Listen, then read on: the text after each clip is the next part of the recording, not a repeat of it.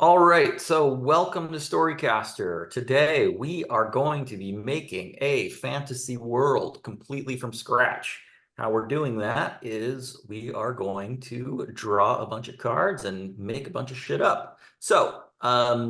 We've got four people here today, so it's going to be a long game.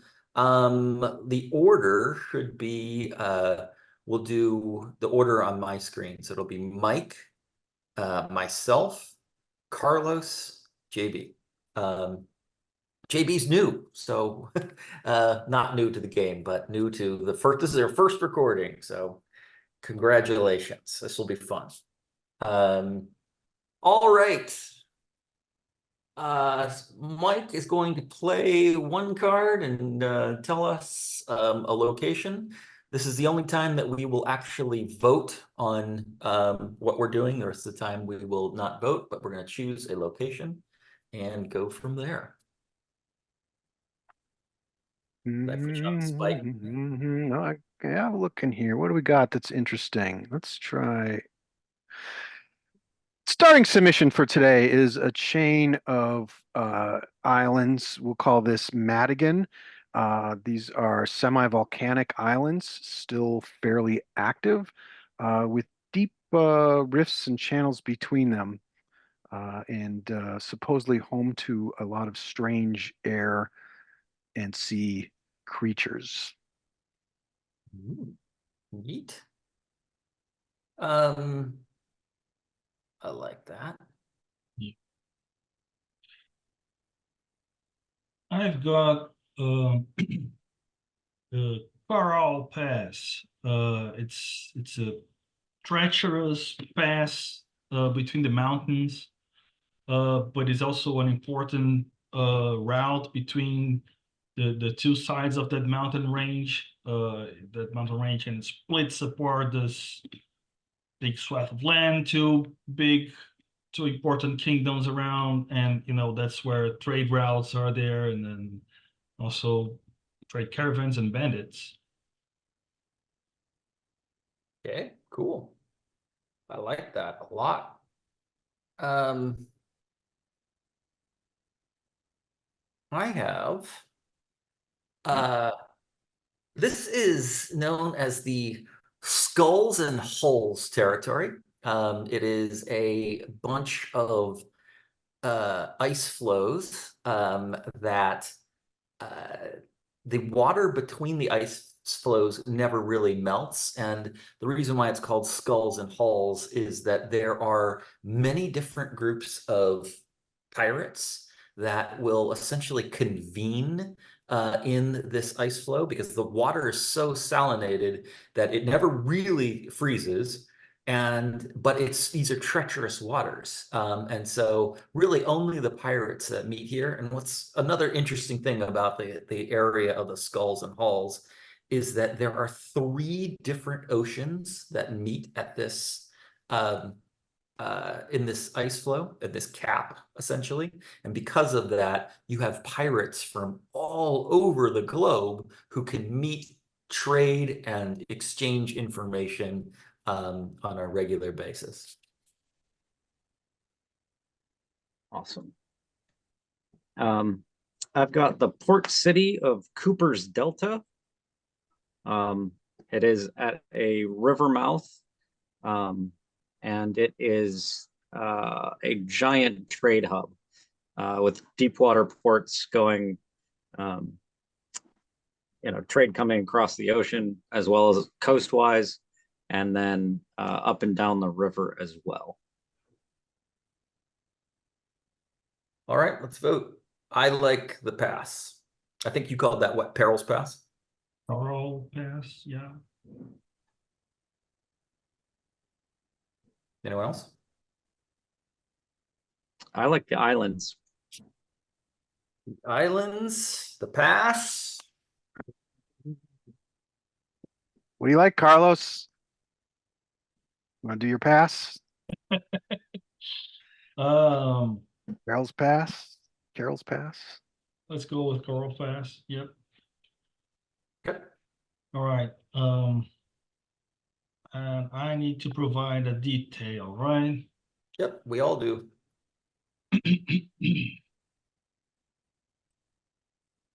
Um, I have a detail if you don't. go for it. Yeah, still thinking.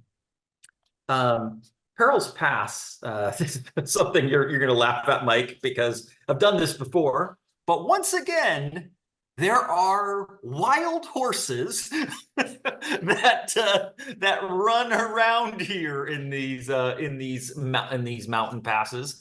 These are high mountain horses, and um, they are they're definitely feral, but not all of them started as feral. Like they're essentially, anytime there are escaped horses, they end up joining this band of this large herd of horses. Now, the thing is there are so many people who eye the surprise of these horses because there's like 200, 300 head of, beautiful horses, and yet no one's ever been able to capture them because the terrain is so difficult. And these are high mountain passes, and these horses are nearly impossible to catch.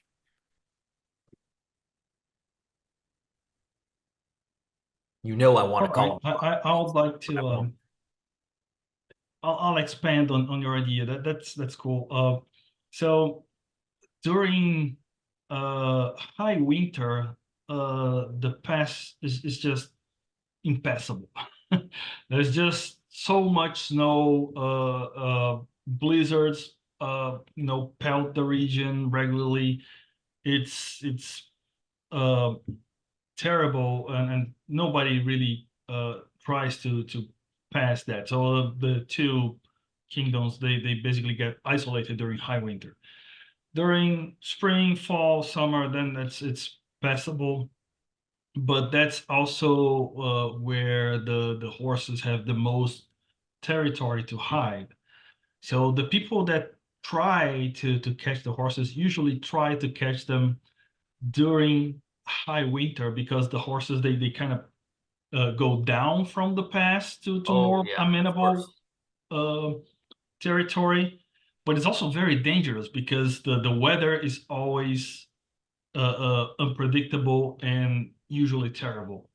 So you might be on a like sunny day and clear skies, super cold, of course, trying to make a trap for the horses, and suddenly the weather changes and the sky gets dark, and you start getting pelted by hail or just a whiteout, and you get lost and you're frozen in the woods. Yeah, I love that. Here- Here's Trapped a in. here's a detail. Not many people have spent a lot of time up in these passes. In today's age, they're basically trying to get through, not get caught up there in bad weather. It's not a place you dwell too much. But there are some folks who have, and what they've found is that a lot of what people think are mountains or outcrops or pieces of the mountains are actually old spires and towers of constructed nature, not necessarily hand constructed, but clearly not of a natural organic erosion. They've been upthrust or put up somewhere, raised magically perhaps. And uh, interestingly enough, if you're there during some of the high winter storms, you can hear music as the wind goes through these spires, almost like it's going through a flute and twisting around, and will actually play a kind of eerie, haunting melody through the some of the old sections of the mountain areas near and over the pass. Neat. Um, so the pass is well traveled, and along the road through the pass um, are various types of fruit trees that have sprung up. Um, you know, an apple fed to a horse becomes a fruit tree 30 years later, kind of a deal. So in the spring, there's a lot of fruit trees blossoming along the side of the road. on the path. Cool detail. So You, typically, and you don't so mean horse apples. You mean real apples out of horses. Yeah. Real apples. So to tell you the truth, like so that's actually like Native Americans, they actually planted like you can find oranges and shit like that all over Florida, and they were not indigenous. It's because everywhere that the Native Americans went, they just threw seeds so that when they were like, well, we're going on these trails, they did it intentionally to grow Mhm. the, to grow all this stuff. So that's actually that's a great detail. People were like, well, we're going to be walking this path every year. Let's plant Right. trees so that we have something to eat. Um, Mhm. let's see. So there are uh, fruit trees. Up.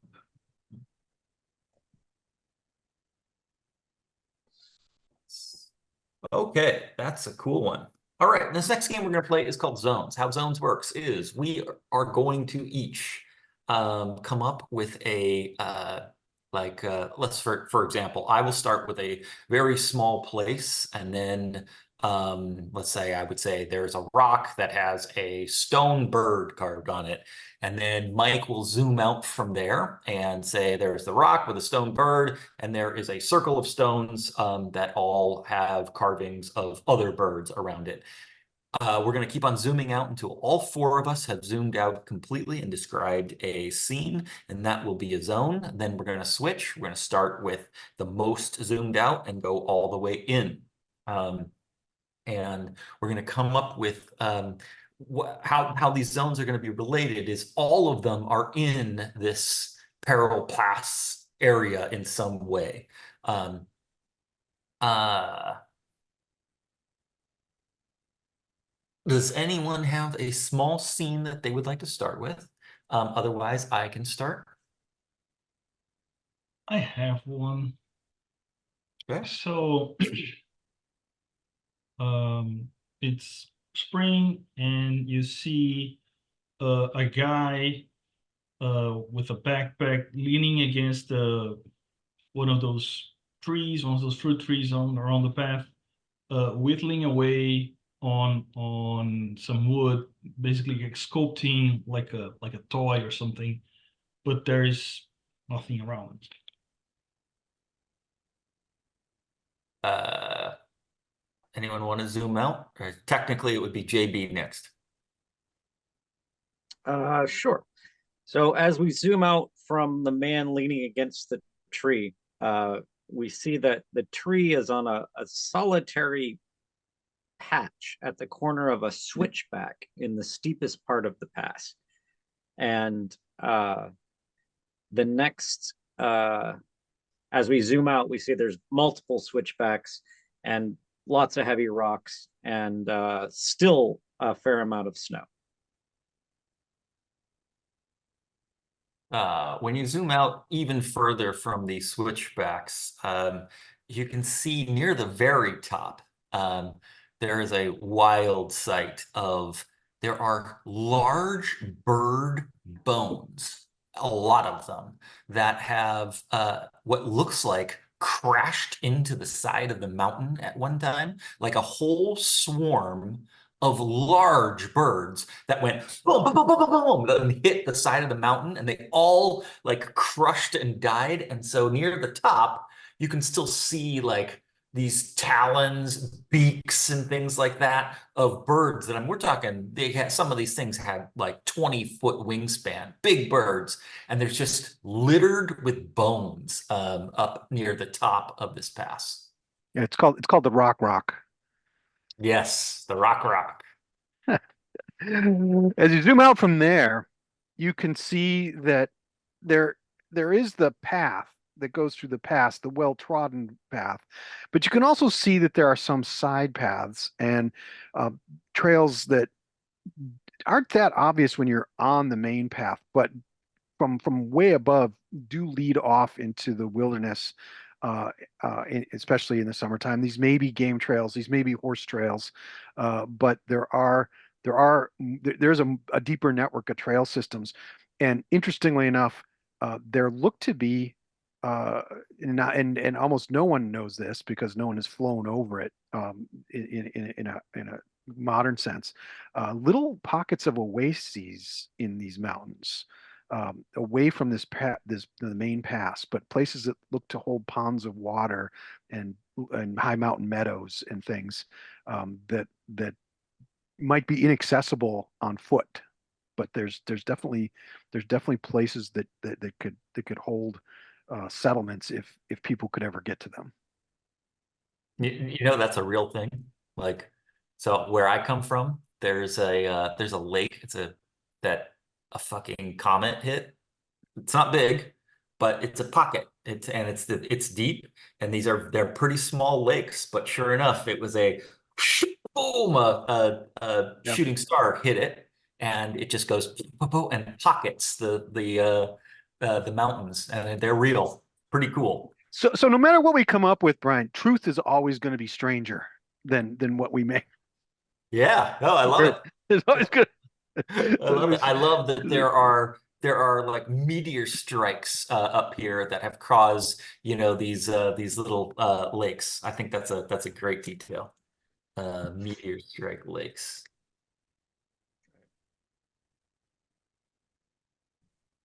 Yeah, that was a cool one. All right. Now we get to start out the most zoomed out and then zoom all the way back in. Does anyone want to start? You want me to start?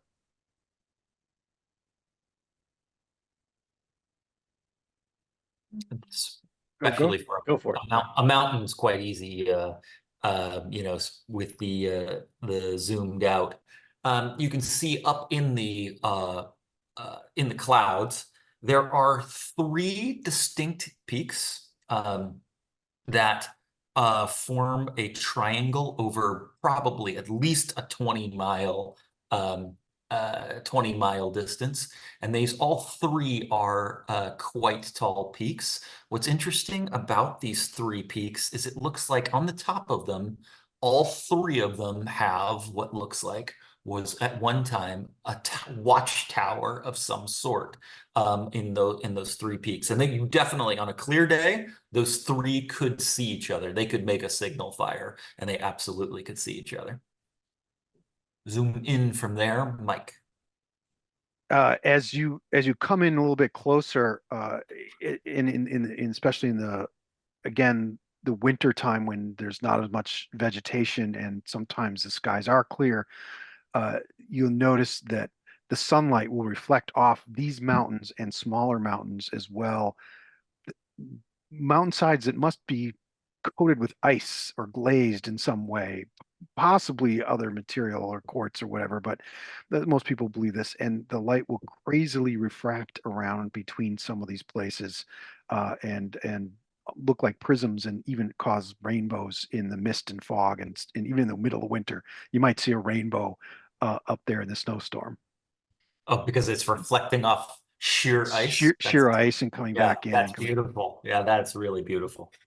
Carlos, zoom in from there. We have the three watchtowers. You zoom in, and there is a sheer ice wall that reflects light. Right. Um, well, at the base of the central tower, it's all three towers are sort of like um, uh, pilgrim spots. People think there is something divine associated with them, and at the base of one of them, there is this. Um, it's a multi-purpose stable slash inn, because this is also a pathway between there. It's kind of a midpoint. That's where people stop to rest their horses, to rest their bones, eat.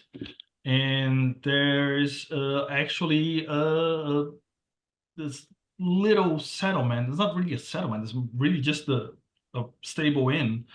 But there's a family that lives there and stays there year round.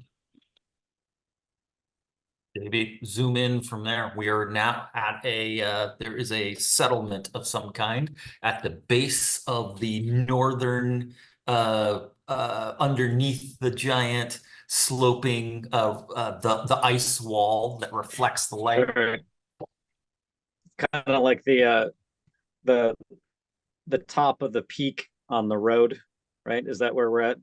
Where the road comes up before it goes down the other side. There's like an inn on the top. You're technically in Carlos's settlement. Zoomed Okay.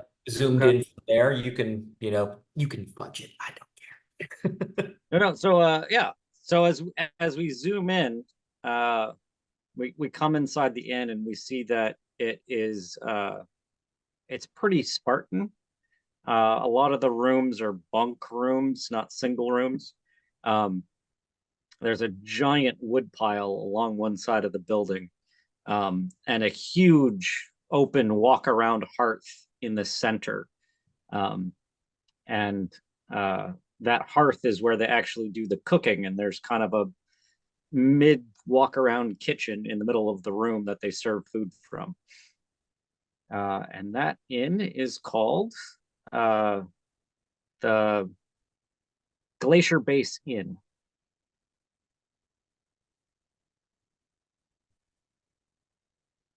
Okay, that was a cool zone. So we have the meteor pathway. This has the rock burial at the top. We have the 3 watchtowers. I love that ice wall that reflects light. I think that's such a great detail. That will look awesome in this. You'll be able to see that from everywhere, because it just is a natural forming. And when the sun hits it, it just like looks like a mirror, on that. That's just a great one. That was a good one. Okay, let's just do another one. We're gonna start the most zoomed in. Does anyone want to have it start? Totally new zone. What have we not made yet for this? Yeah, this I'll start. This is way down in the valley, kind of at the where the plains meet the mountain, and it's the start of the mountain road, start of the pass. And you can see that there's almost no snow down here, even in the shadows, and that spring is just kind of coming around. And that the couple of cherry trees are blossoming. I love this on the side of the road. There's the beginning of the path has 2 massive cherry trees. That's cool. Carlos, zoom out from there, from the opening of the pass. Um,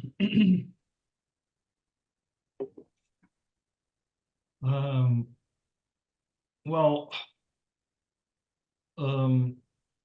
looking back from the beginning of the path and those cherry trees, you see the road that leads to let's pick a name, the kingdom of Orska. And the first city, or not really a city, but the village nearby is just down the horizon, and you see some pastures, but not really anything else. It's mostly just pastures near the mountain range, and some cattle farms. As we zoom out from the village of Orska, you can see that what fills these pastures are not, there's no barbed wire, nothing like that. These are all open pastures. And since it's spring, the runoff is heavy. And so these are muddy, muddy pastures. And there are yaks all over the place. You can see that these yaks walk around. They have long fur and it's covered in mud. And they seem to be happy as clams, like walking around in the mud. But in this valley near the village of Orska, where you can see the two prominent cherry trees that just those cherry trees absolutely mark the beginning of where the road is. But now that we're zoomed out even farther, you can see that there's just mud fields filled with yaks and yak herders.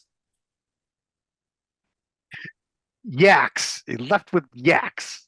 Zooming out from the yak mud fields, you can also start to appreciate some of the religious aspects and the religious history of the area. There are, in a lot of settlements, people expect to find streets laid out in grids and pathways going off there descending. Here, for some reason, there's a giant kind of almost geological, but clearly part of the city going into the countryside, spiral street that winds in, and for some reason, um, the all the housing and the fields are arranged along this path in a spiral pattern, so you get to the middle of town, not far from where the cherry trees are. So there is and it's clearly ancient kind of development. This wasn't something somebody currently did. It was just people built there originally like that, and it kept expanding that way. You know, there is a reason for that. That's actually a real thing in African villages are also built that way. I know, but I loved it. They follow the golden ratio. They're the villages, Mm. and they're perfect circles. They're really quite brilliant. How they laid out. I love that Orska also follows this. That Orska is just this giant spiral that goes out. And yeah, that's a cool detail. I never think about, because the only places you ever see that are African villages. Yet we're now in a mountain terrain. That's definitely a cool one. Okay, let's do one more. This time we're going to start the most zoomed out. Anyone but me can go. I already did a zoomed out one. So let's do one more area. Most zoomed out.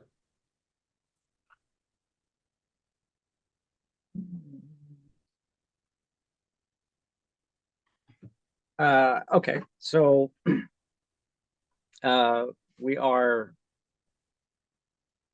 the most zoomed out. We are up the one edge of our field is the little village of Urska, and the other edge of our field of view is the little village on the other side of the mountain. And we're looking straight down over the entire mountain range and the pass.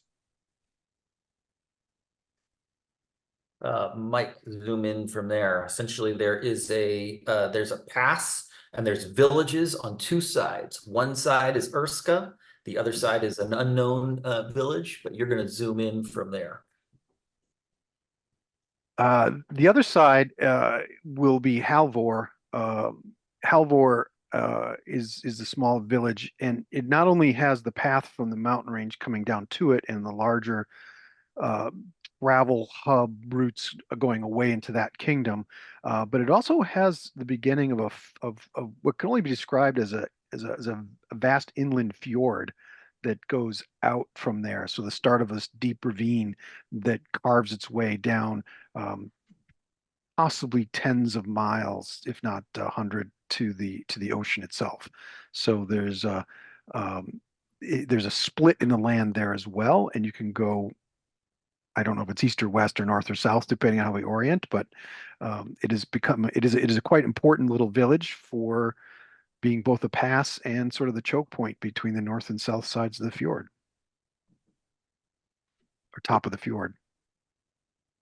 Well, would you call that? Not the mouth, the other side of the fjord. I don't know my Yeah, it would Norwegian. be the end of the fjord, the terminus. I The don't know terminus of the fjord. yeah, The That's cool. nose of the. So Halber essentially starts right at the terminus of the ford. That's cool. Yeah. So And Carlos, want to zoom in from there, or you want me to zoom in? Um, yeah, go ahead, zoom in. Okay, so as we zoom in into the fjord is known as the slope. The slope is the is this entire area. But what's wild is that, so you have the village of Hallbor at the top of the fjord, but the village itself is built not only on the top, but it goes right down as well, all the way down to the fjord. And as you zoom in, you can see that there are, like the fjord is heavily used by the village of Halbor. You can see that looking up, you can see the village. You can see the village is all the way down on the slopes, except for the slopes are mostly, there are not too many buildings that are on the slopes. Most of them are just this lattice of woodwork that goes all the way down. But then on the slope itself, there is the village spreads out all over the place for both the shipping, and you can see on these docks, there are large, what look like freshwater stingrays. There's rays of all kinds that have been pulled out of the slope, and they're pinned up all over. Some of these things, we're talking the wingspan of these rays is about 10 feet. I mean, there are some big freshwater rays in there that people are pulling out of those waters, and you can see that harpoons are all over the place. Like the harpoon is definitely it's definitely like a symbol around in at least on this side of harbor. Zoom in from there. We're now in the docks of harbor. So as you zoom in, you see that there are actually festivities going around. This is the yearly Alvor uh, ray catch competition festival. The ray catch competition. And it's really of great prestige among the several fishing boat captains to actually catch the prize and get the biggest ray, and they basically stick the rays up on the wall so that everyone can see, and then judge what was the biggest catch. And it's a very dangerous activity too, because the biggest ones are also in deeper waters, and the waters to get to those deeper waters, you have to sail further um, uh, from the mouth and get into those treacherous, very jagged uh, um, reefs around. What kind of boats do they use for hunting rays, Carlos? Sorry? What kind of boats do they use for hunting rays? I'm sure you'll tell me. I think, well, these are river boats, so you want them to Oh, it's a be. river fjord.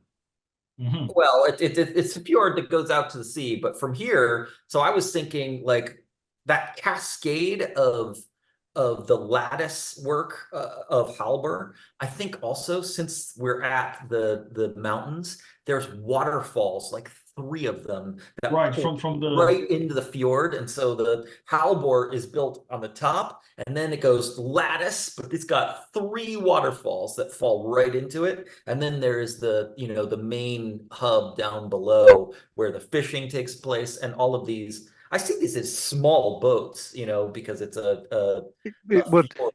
the fjord's only this wide at the start, and then I mean, because that right, and then it goes out like it winds out as you go.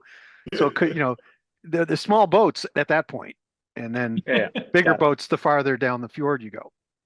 Which is by the way a definitely children's smaller than song. a Corvette. That is a children's song about farther down the fjord we go, the fjord we go. You can cut that out of the video. You don't have to use my singing. Oh, it's definitely gonna be there. I'm not cutting it out.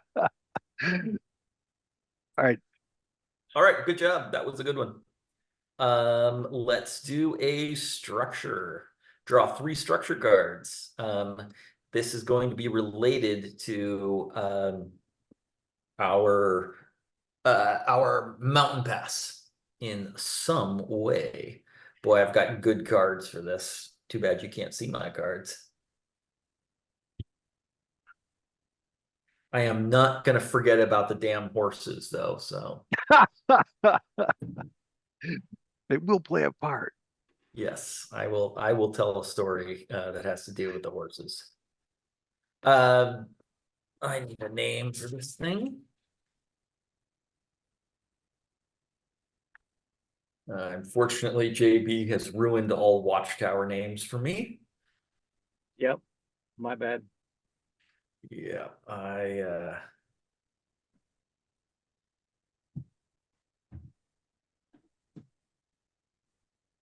I will play a card. This is known as the Red Knight. The Red Knight is knight as in Knigt.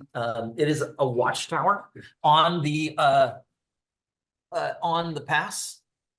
It is built from the old remnants of some of the other, like the fact that there is a remnants civilization that this was built on top of, that was told by Mike. This is one of the original structures. So this is not a new structure, it's old, and they still use this thing. It's been repurposed. Um, it's interesting because there is a small military presence here on the pass, and that's because this is a strategic pass, not like a main strategic pass, meaning they're like they don't throw all their resources towards it, but they still need to protect it, meaning this is a way, this is a pass into the kingdom, whatever that means. And even though, you know, there's Halber and then there is Urska on the other side, there is a road that will lead into, you know, into the kingdom from there. I mean, granted, you're going to have to go hundreds of miles down, but it is possible. So, and there is the Red Knight. Now, the Red Knight has a small cadre of, I'm going to call them like legionnaires. They are uh Don't I'm gonna create a call them, fact. what's that? Don't create a faction yet. Why not? I'm going to, because I can. I'm going to call them the Riverines. So the Riverines are, yeah, there are a group that live in they live in the Red Knight, and they are a military force from the kingdom, and they're meant to watch over the pass. And that's what the Red Knight does. The Riverines. Led by Stumpy Joe Childs. Riverines. Uh, A Riverine is that's a real unit, isn't it, JB? Yep. Yeah, that's what I thought. Yeah, I think so. Mike says so, so I'm gonna go with that. it's definitely a capability. Like there's the Alpine units. There's the Riverine units. That's what I thought. Yeah, Yeah, so yeah, these guys are yeah, an yeah. Alpine unit of a military.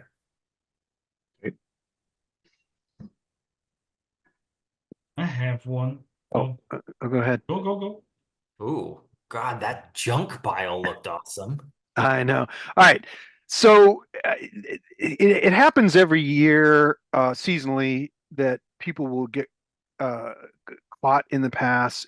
It'll happen that um, accidents will happen in the past. People throw out a lot of stuff. Carts will break down. People have a lot of garbage. And there is one place, um, not far from, not terribly far from, right, not terribly far from our reflecting wall tower, that is not exactly halfway, but that is start out as a big valley of rock and nothing, that people just started filling in with basically a giant midden, with all the detritus and junk and things that they had. Uh, People have actually, however, overwintered in this pile. because they've managed to scavenge enough shelter and scrap and food on there. It's been known that if you need to survive and you're caught out, this might be a place to go to, a terrible place. It's also reported to be reasonably haunted with the spirits of those that departed unceremoniously in these on the pass. So and whose bodies probably in all likelihood just got dumped there because who's gonna, you got to get out of the pass. You're not going to spend time to bury things on there. So uh, quite a nasty pile of stuff, but also a place to seek shelter in the worst of times. You know what would make that really interesting? Maybe add like a river or something there that comes there. So essentially, these people have to dump.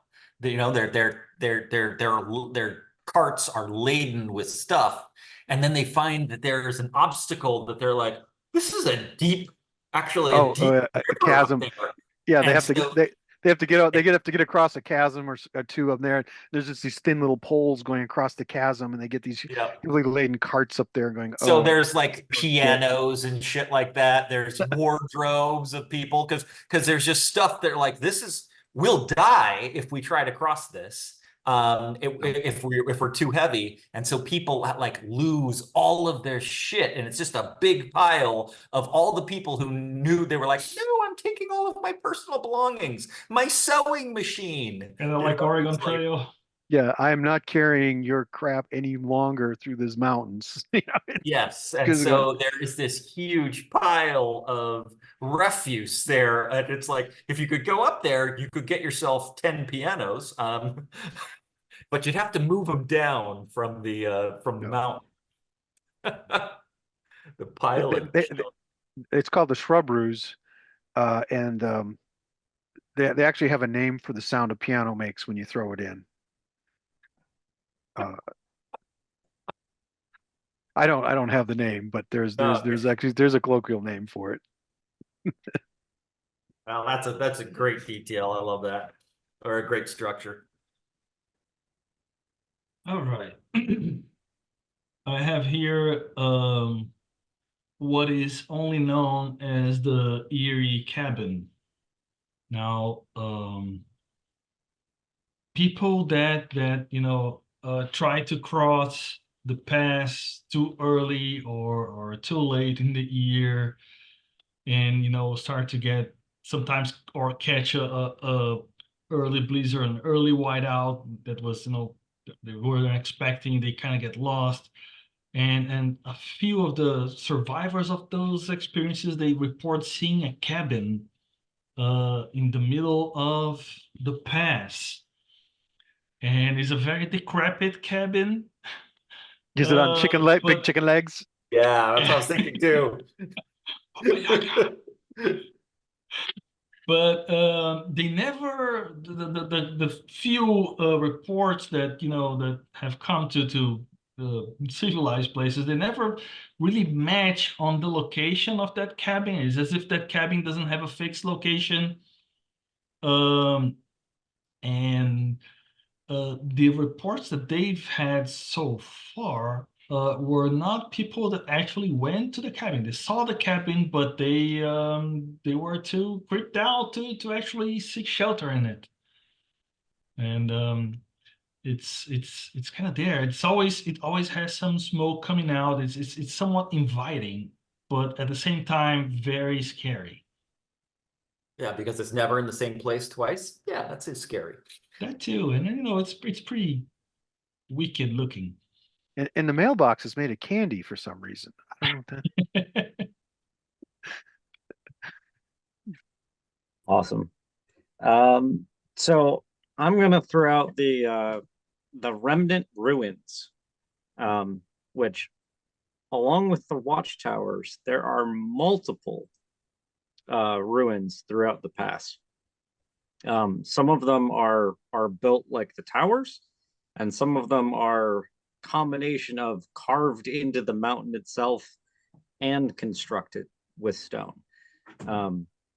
There are a few ruins alongside some of the crater lakes, um, and there are a few ruins that you can see high up on basically inaccessible cliff faces overlooking the pass. So the remnant ruins are all over here, and there's a rumor that they might contain treasure. Everyone says that. Everyone says it. Everyone's saying it. Those ruins, they have treasure. What ruins? Just ruins. Just the ruins. All right, so the next game we're going to play is called Setting. How Setting is going to work is each of us is going to come up with something for our own structure that we don't need to know anything about. Let's go over quickly what our structures are. I have the Red Knight, which sits in the essentially at the mouth of the, not the mouth, the terminus of the fjord in the village of Harbor. It is one of the original remnants, as we're calling them, and it has been reused. It's the essentially the military, the Riverine military, their station. There is what is it? This is the Shrub Ruse. Yep, the Shrubberies. The Shrubberus, which is a giant pile of junk that there is essentially some sort of obstacle where people know that they have to dump their shit if they're going to survive, and it's in the up in the pass, and there's a ton of crap up there. We have the Eerie Cabin, the cabin that moves. That's already got an interesting thing. And then lastly, we have the remnants. The remnants are ruins that are built in the part of the mountain and constructed. So how this works is that each of us will create our like an oddity about our own, and then the person who follows us. So for example, I'm first, you can see, then Mike is second, Carlos is third, and JB is fourth. So when I come up with my detail, Mike will answer it, and then Mike will give a detail about his own. Let's just go with it. So the Red Knight actually has it's a very interesting name to it. Among the rocks, there is a carved, what looks like a chessboard, a large chessboard. We're talking like the pieces are stone and they're like 2 feet tall. So I mean, these things are heavy; they're not going to be moved. And sure enough, even though they're black and white, there is a red knight. Hence the name of the tower. Why is that, Mike? I have no idea. So The real reason for the Red Knight is lost to history, lost to the ages, lost to the ancients. But the people don't disturb this chessboard because they claim it's a game being played by the gods, and there are records that show every 10, 20 years the board changes state a little bit. The game is actually progressing to some extent, but but slowly. Like it's maybe one move or two moves in your lifetime on there, and then people say like, "Oh no, someone just snuck in there and moved it with a team of people." Like there's a lot of doubting that this game is going on. Uh, but in recorded history in this game, which must be about 60 moves in, the Red Knight is always triumphant on whatever is going on. It's never in danger, and it's always the capturing piece on there. yeah. Now add a detail to your own. So the Shrubberies was weirdly for being in the mountain pass, it's strangely warm in this little pocket where the midden pile has been growing. And people swear that if you stare at it long enough, you can sort of see the mass of stuff pulse or breathe or kind of expand and contract a little bit in waves. It's got some fluidity to the massive stuff that it just shouldn't have being a pile of garbage. Mm. Why is that, Why is Carlos? that, Carlos? Well, duh. Um, um, the thing is, uh, at the core of the structure, well, not really at the core, but if you start really digging into it, you start to see more and more of a mass of hyphae, from mushrooms, but you don't see any mushroom, just the fungal mass. But it's not just like a regular fungal mass.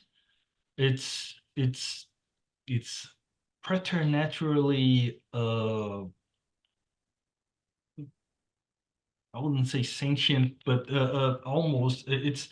It's got sort of a will, and it is has such an intense activity that is actually warm, and if you gotta be careful not to touch or not to put your hand down on it, because people have reported of losing extremities to it, and that thing has a hunger.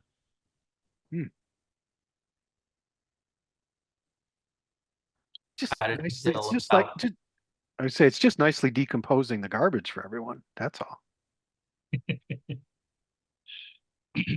added Oh, detail about the Erie cabin? um, the people that have seen the Erie cabin all report a very specific encounter with a stranger on the path before they get lost and see the cabin. It's always a stranger in somewhat tattered clothes, uh, ill dressed for the weather, and that stranger has a carving knife and invariably has a small wooden house carved out, very exquisitely carved out, that they try to trade for something, for usually some sort of food, like a loaf of bread or something like that. And they usually try to offer to kids in the caravan. Why is that, JB? Uh, well, no one really knows exactly, uh, because no one's ever traded for the carving. But some of the people have noticed that uh, where the cabin appears sometime as the snow slopes away, there's gaps underneath the wall.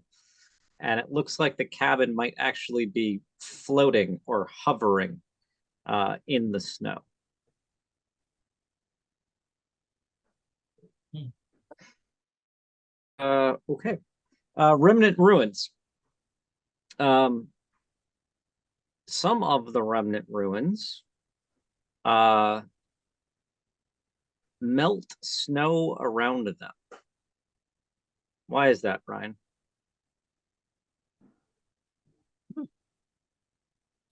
Duh. The so a lot of these the remnant ruins, they're not necessarily abandoned. A lot of these things can be used, and these yak herders, they know a lot of the structures to use, and since the yaks are moving all through the mountains, and this is year round.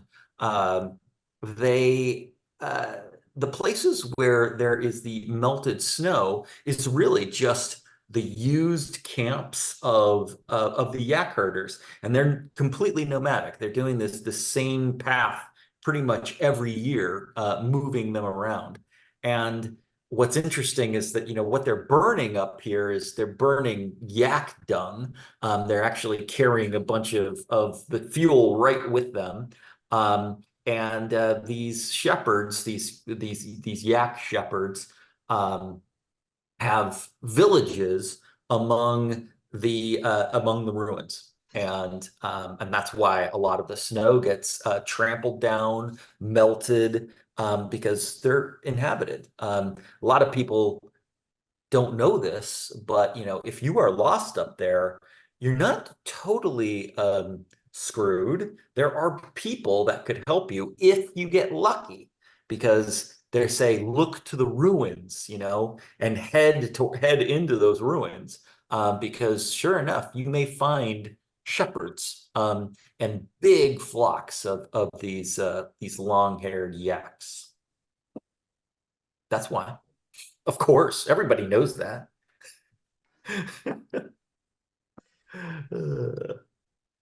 Yeah. Okay. Boop, bloop. Discard your cards, draw 3 faction cards, and add a faction. A faction is a detail and how they're related to this our mountain pass. I only have one good card for this, even though I really like the Riverines. I kind of wanted to. There, you wanna trade me? Trade me for one. All right, I don't know how to trade you, but you I'll can just hear. throw it out there and I'll grab it. All right. So the Riverines are kind of interesting. Now they are stationed in the Red Knight. These are an Alpine trained military. They specialize in mountain climbing, and these are closer to the engineer corps. These guys know how to build roads. They know how to make bridges. They cut trees down. They are not. I mean, yes, of course they know how to fight, but that's not their main use. That they don't get into fights all that often. Most of the time, what you're going to use the Riverines for is any problem on the fjord. The slope is all them. And a lot of times during the winter, when you hear about caravans that get stuck up on the mountains and they need help, when there's people up there, those are when the Riverines will send their Alpineers up into the mountains. And these guys are survival, like they carry enough gear to live up there up in the snow. They have uh, they've got man's best friend with them. These are the Saint Bernard guys who carry the classic Saint Bernard who's carrying the whiskey, Mhm. for avalanches. So the Riverines, they have they have these dogs that are uh, they're they live with them down in the fjord, and you can recognize these soldiers all the time because they're always not surrounded, but they've got these massive Saint Bernard type dogs that walk around with them wherever they go. So these guys go into a tavern, and if they've got a Saint Bernard that just walks right in with them, since they're the military, no one says shit to them. They're like, okay. And so these dogs eat and sleep in the same places where where the military does. I think what's going to be funny, I'm going to even add this. The dogs are considered citizens. Like because they're part of their military dogs, and so they Mhm. actually have some like No, everyone takes it tongue in cheek, but they're like, technically, these dogs are citizens. Because anyone who serves in the military is. Mhm. I'm going to jump in here. Taking a turn towards the mystic and religious, these are the Mardwen, and the Mardwen are, you could think of them as kind of druids of the mountains in some ways. They're always interested in trading stories or talking about the remnants or the towers or the paths off the beaten paths. They're not always as helpful as the Riverine units are. They are very much concerned with what they're interested in. Uh, what's interesting is the Mardwin, though, never have seemed to have get in trouble up in the mountains. For all the running around they do, sometimes they're hired as messengers. They can traverse the path faster than what most people would think you could, and often they can travel the paths from one end to the other without even being seen by people looking for them, which is also interesting. And at the end of the day, there is some deep rumor that they might be uh, uh, sort of a druidic shapeshifter type of cult, that they might be able to change form into something other than their human Into form. yaks. They're were yaks. They could be were-yaks, but I don't. It's not. Yeah, yeah. Not necessarily cursed, but there's some shape-shifting shiftiness to them that people think are might be shape-shifting. No real proof for that. They're pretty Shifty. much pretty much keep out of The keep out of sight. Marwin. The Mardwen. I have um, the Nylenda sisters.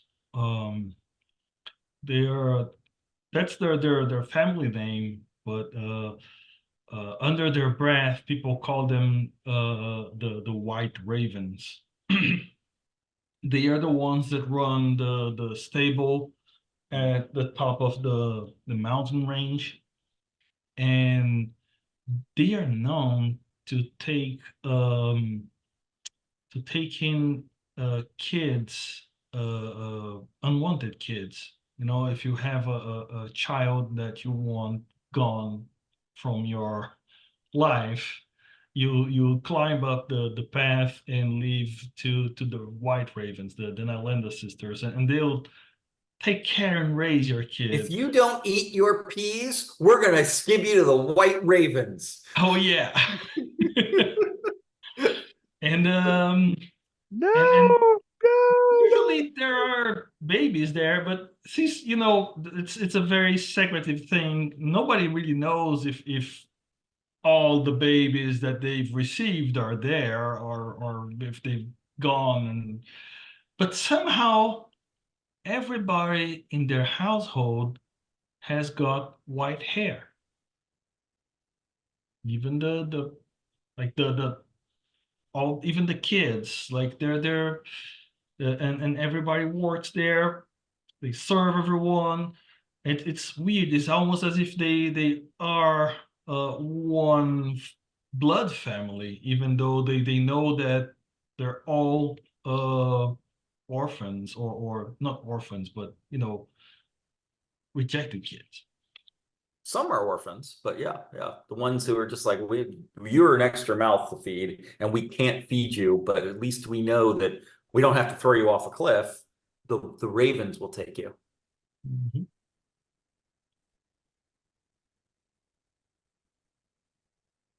So I've got the peril guides, um, who are uh, they're a loose group, kind of a menagerie of different sizes and shapes.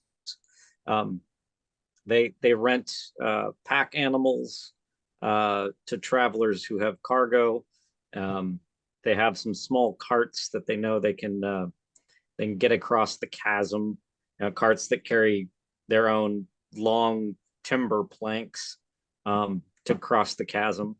And they're also known to take money to move things that maybe shouldn't be seen.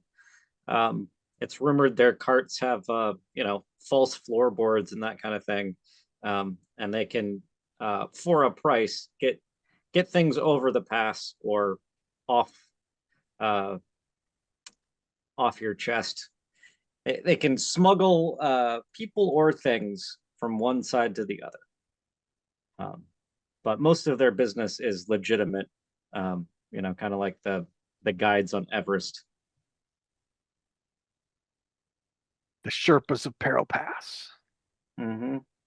Yeah.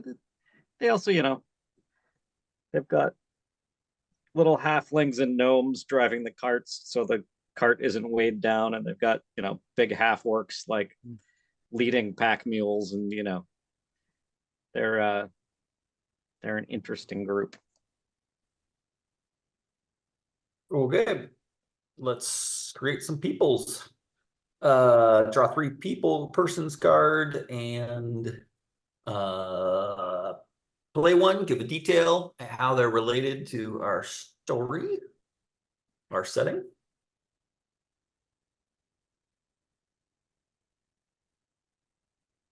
I have one. I kind of had it since the beginning. Well, then you can't play that.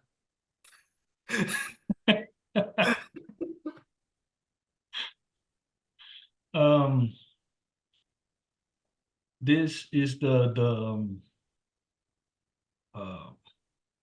it's the wandering traveler. He's um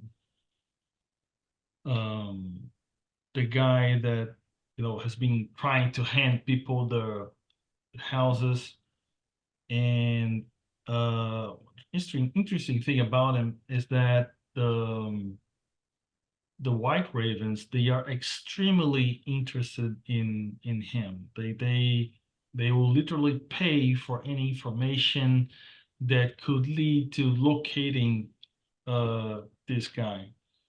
What's his name? And he while not entirely known, there are several stories about him. Some people say he is one of the druids that just decided to live out in the mountain range. Some say he is the embodiment of the spirit of the mountain, and some even say he is the fallen warrior that became sort of like a demigod, and that you should actually take his offer of trade, because that means you're gonna be a victim of the mountain, and you, if you do trade with him, you'll be able to get um, into the Erie Shack. And sometimes people call him Eric Halfhand, because he's missing his pinky finger and ring finger on his right hand. Oh, this is the guy who's carrying the house. Yeah. The little carved houses. Interesting. Are his missing fingers walking around on the paths by themselves in this? Some people say, yeah, they've seen his fingers walking Seen the around. hand. We have to have a loose hand in this. Yeah, he's just basically lost half his hand right here. So Yeah. it's clear that he was once he saw some combat somehow, but he's not in his best shape. He's older, wearing tattered clothes and all that. Mhm.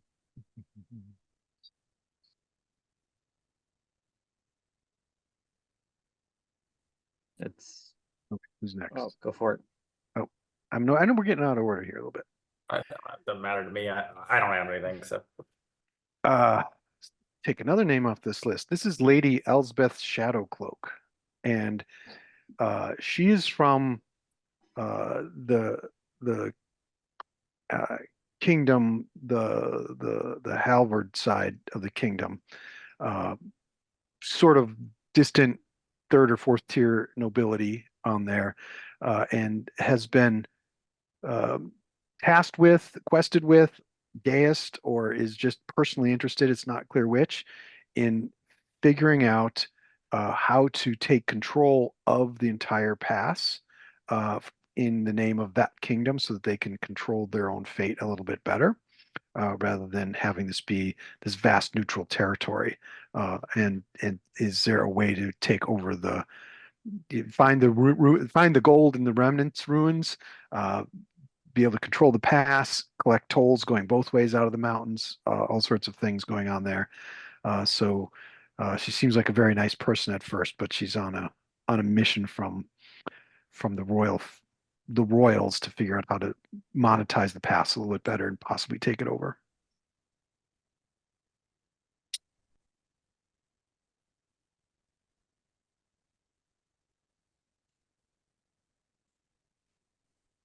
All right, this is Baylor Firehand, and he is a guide, um, but he's also a horse trainer, and he's constantly trying to rope the wild horses and break them to make new pack animals um,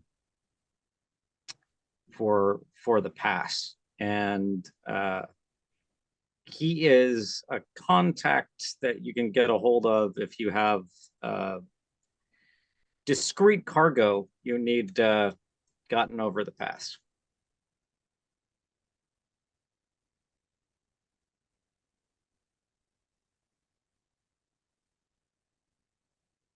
Lady Elsbeth is like, what? People smuggle and they don't pay their tolls?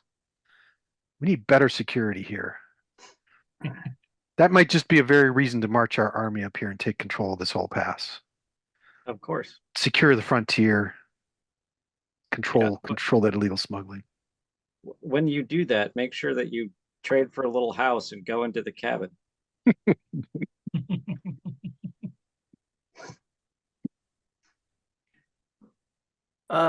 This is Karkover. Karkover is quite known on especially the Urska side of the mountains.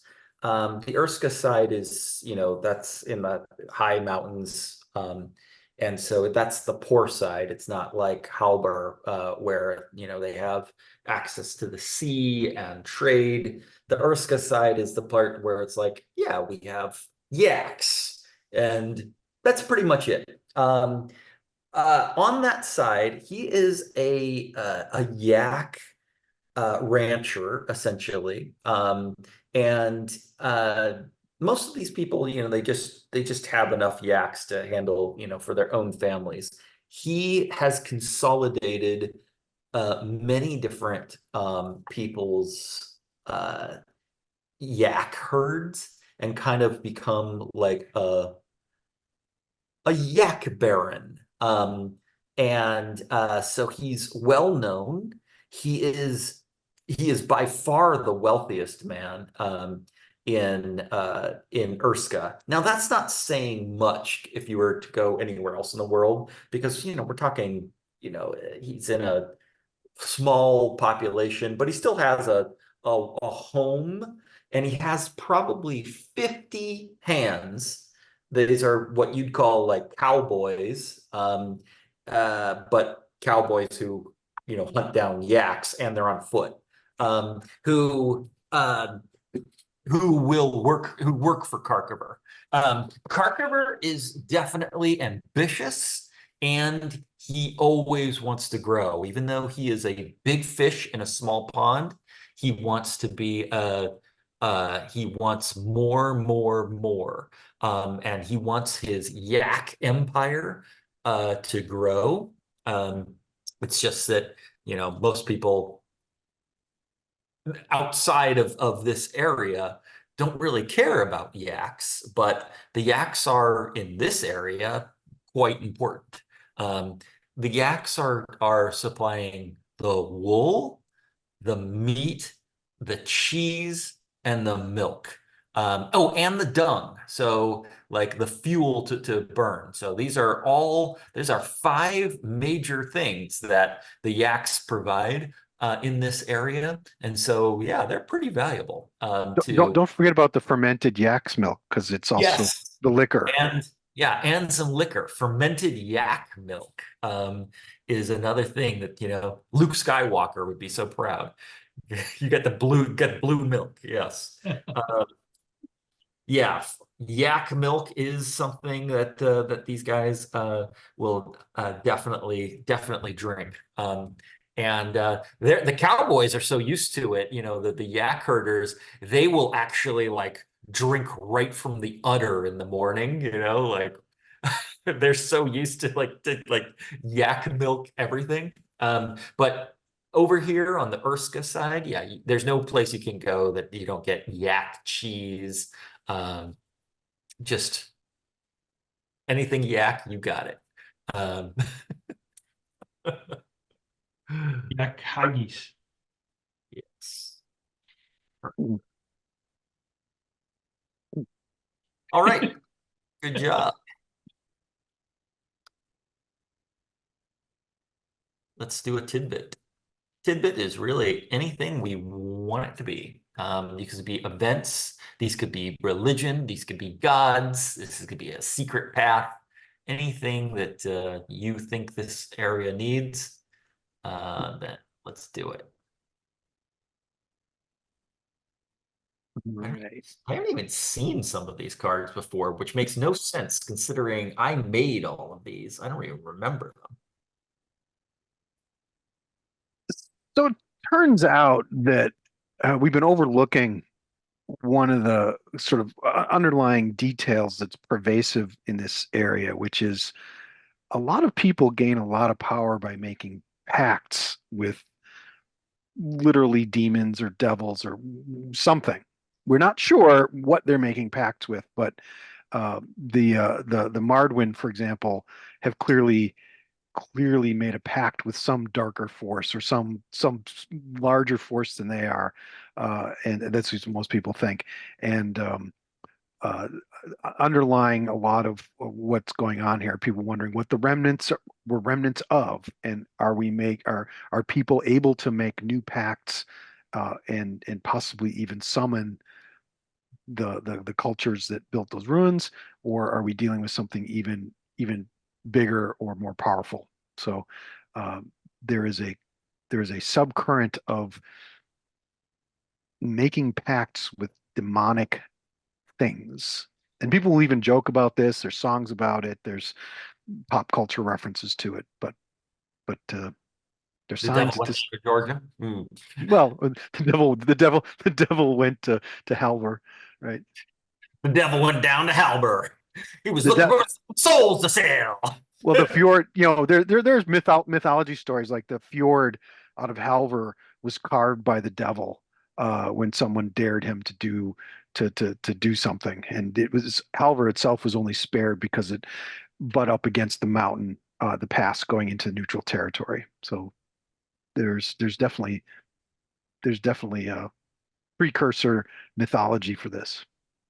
I'm gonna definitely use the that guy who walks around and offers people the houses. He sounds like an interesting a good guy for that kind of thing.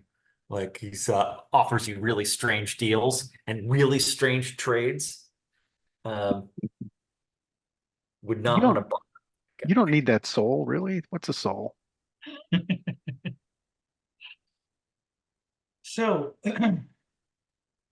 um, people, there's a certain group of people on both sides of the pass that go seek out the Marwen, the druids of the mountain, um, to receive sort of a religious potion And this religious potion is actually an extract from what's that structure again? The shrubberies. And what this religious extract potion does is that it opens the eyes and the mind of the people to the paths around the past, and they're also sort of it's a spiritual experience. The past are also intermeshed with their own lives, and they see the resolution to their problems. And these paths are always lined up by uh, these colorful lights. And because of that, these people that reach out to the druids, they call themselves the followers of the shining path. Hmm.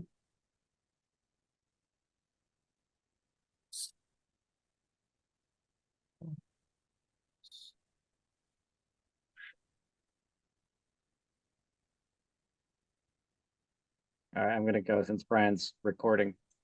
I'm going to say that uh,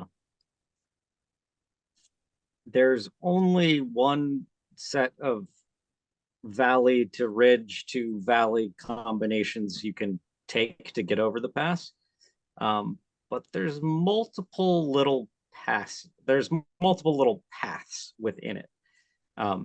And folks like the Morrowind and maybe even some of the Peril Pass guides know one or two ways that aren't the main road to get through the pass. And the yak herders definitely know how to get from ruin to ruin on what is definitely not the main road. So although it appears to the average traveler that there is only one way to go, there are a few.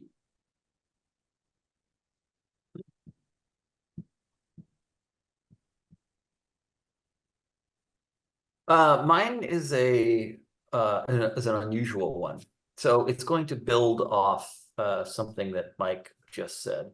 So these demons, they're known as the Nazarian.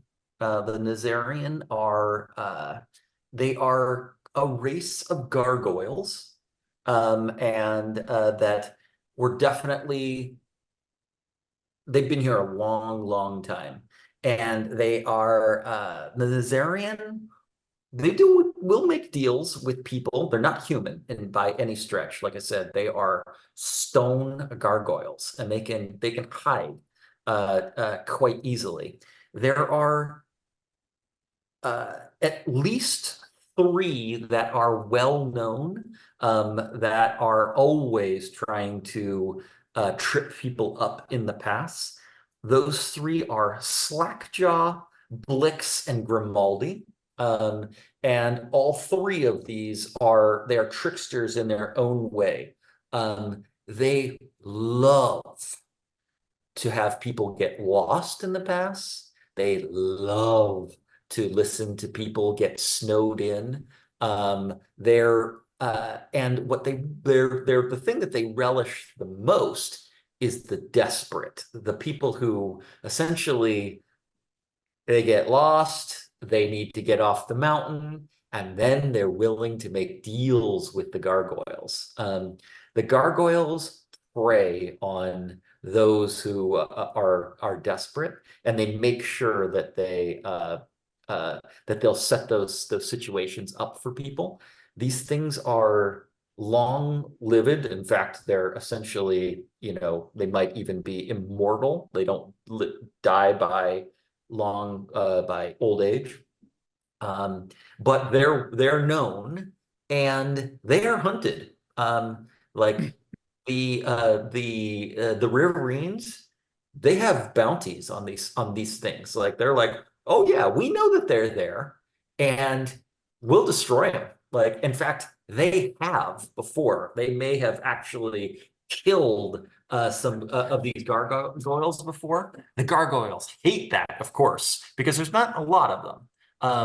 But Slackjaw, Blix, and Grimaldi, they're all like essentially almost like demons in them by themselves. And the Nazarian. There may be more Nazarian out there, but they're a race of gargoyles.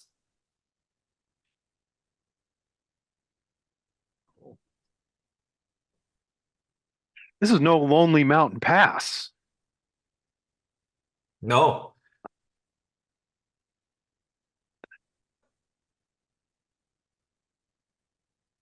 All right, Story Seed. Each of us is going to come up with a small story. Oops. What the fuck is going on? Okay. Each of us is going to come up with a small story, and you'll probably want to look at our list of all kinds of stuff. There's a lot of different plots, and you'll choose things like a location, a zone, structures, people. All you want to do is identify the who's involved in the story, where does it take place, what's the impetus of the story, the what happened, and the dramatic question, which is will the whatever is the impetus of the story be solved or not? And we also, even each of us is going to get a chance to do this, but at any time, you can say the word sweep, someone who's not speaking, and cut off the person who's talking and add other details yourself. These things only need to be about 2 or 3 minutes long. You don't need to go too long. Of course, I can't do anything in 2 or 3 minutes. We'll see what happens. There's a lot of different things, and I so want to do the horses. I'm going to tell a story about the fucking horses because Don't forget the horses.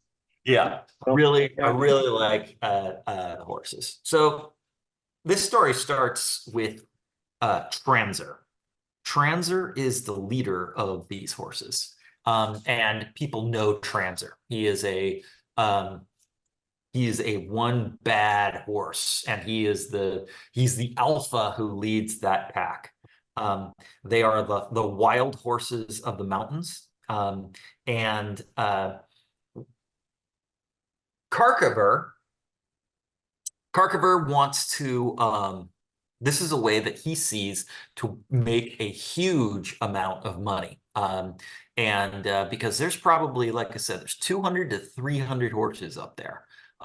These are mountain horses. These are not, some of them are draft horses. Some of them are just wild feral horses. But there are different stock of horses up there that are extremely valuable. There are Ferraris up there. Now, Karkaver knows that there are some very valuable horses, and he is going to gather a bunch of cowboys to hunt them down. He's going to have the horse hunt. So this is going to be the cowboys, anyone who is a cowboy up in the mountains. This is Karkaver. This is Transer and the wild horses. And the what happened. The what happened is Karkaver puts out a bounty to hunt down the horses. It is the dead of winter, so the best thing that they know to do is they're going to be in the valley, and it's going to be a horse. It's going to be a horse chase. The dramatic question is will Karkaver take Transer, or will Transer once again get away and run amok in the mountains? That's it. The horse chase, or horse hunt. Roundup, we'd call that. The roundup. That's even better. Roundup. Carver, Gartner's Roundup. Transer, Horse Lord, and the Cowboys. All right, who's next?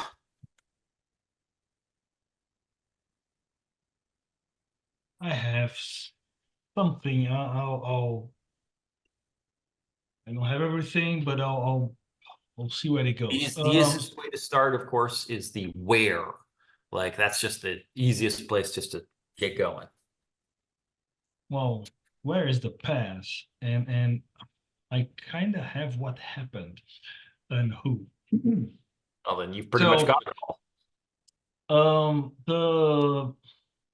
The White Ravens, they concoct a plan to find and trick the the Wanderer on the mountains. Um, they are going to disguise themselves, two of them, and they manage to convince someone from Orska, who is particularly desperate for some money, to actually go there like late fall with them and their family. He's got to have some kids to traverse the pass. Now the White Ravens, they don't ever really leave the pass, so they're gonna have to meet them kind of in the beginning of the path, but they don't really leave the mountains. And they're gonna disguise themselves and cloak themselves as part of the caravan, and they start traveling, and uh, as they have they do this a few times, but they finally their plan finally pays out, and they meet the Wanderer on the road. The Wanderer does offer the house, and as they offer to the kids of the family, and as they had agreed upon, the kids actually take it in exchange for an apple.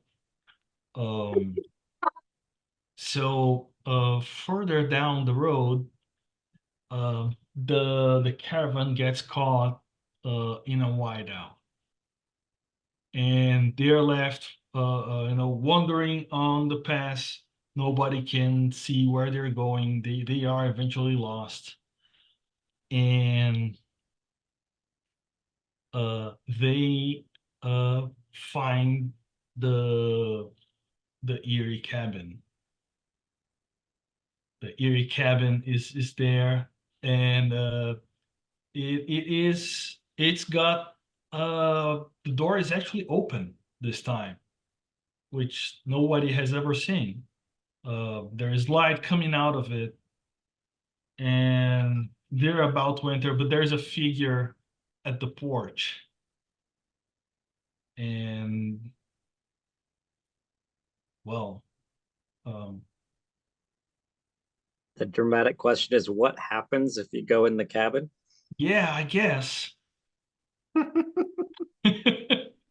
And I probably whoever is playing this will be the desperate family. So the who is the White Raven and the Wanderer, and the desperate family. The where is the actual mountain pass, so they actually must take the pass. That's the Mhm. only time that the Wanderer will show up.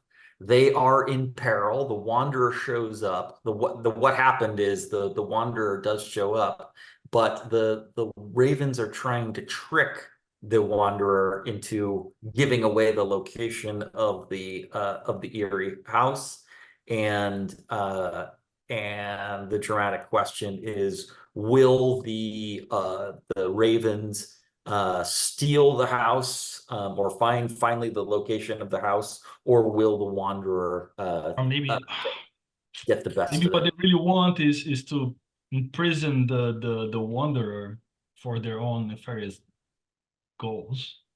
Mm. Yes. That's fine. Interesting. Will the children survive Baba Yaga's hut or become That Yeah. that's or really become candy canes themselves? there's some chance for some thrilling heroics there. Hmm. All right. We had someone here called the lady. I gotta get the names right. Otherwise, it's not going to work, right? Elspeth? Yeah, Lady Elspeth, Shadowcloak. Uh, so she arrived up to the pass area not that long ago. New arrival, minor noble, yet still noble. Kind of a minor celebrity, major celebrity in these parts, but nobody knows her name back in the kingdom because she's such a scion of Scion. So she's kind of a big head up here. Um, Clever, has a little bit of money behind her, and really is intent on trying to carve out a reputation and a name for her family and her side of the house. So she's looking for, how do I maximize the profit here? And she hears about the horses. She hears about what's going on with Karkamar, and is interested in that. Cares not at all about yaks, because that's she's not part of that culture, even though that's where the real money up here is. But then she starts to hear about what the Mardwen are up to, and the treasure that's possibly in the remnant ruins, and starts to try to exert some influence in Halvor to put together a small army, if you will, but an adventuring party of sorts to go and occupy and take and get some of this treasure that she can bring back and claim victory with. So uh, she hires uh, a guide from. Sweet. Yep. uh, she hires some of these guides, and as she learns more about, what she's taking on, she hears about this, like there's treasure up in the remnants, right?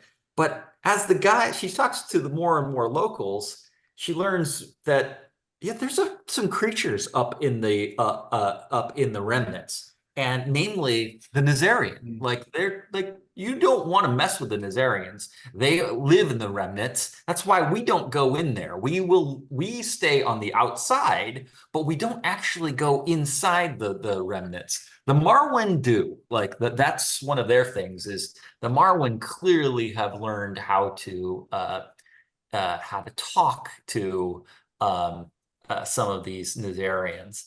And Elspeth, it's kind of a story of this turns into like a dragon slaying type game, like a classic D&D game where essentially she goes to one of these remnant ruins and finds Grimaldi, the Nazarian, who collects treasure galore from all of from all the people who have died in the mountains, and he's sitting there in this lair, and it's Elspeth, the guides, and a small army that essentially takes on Grimaldi to destroy him just to take his treasure.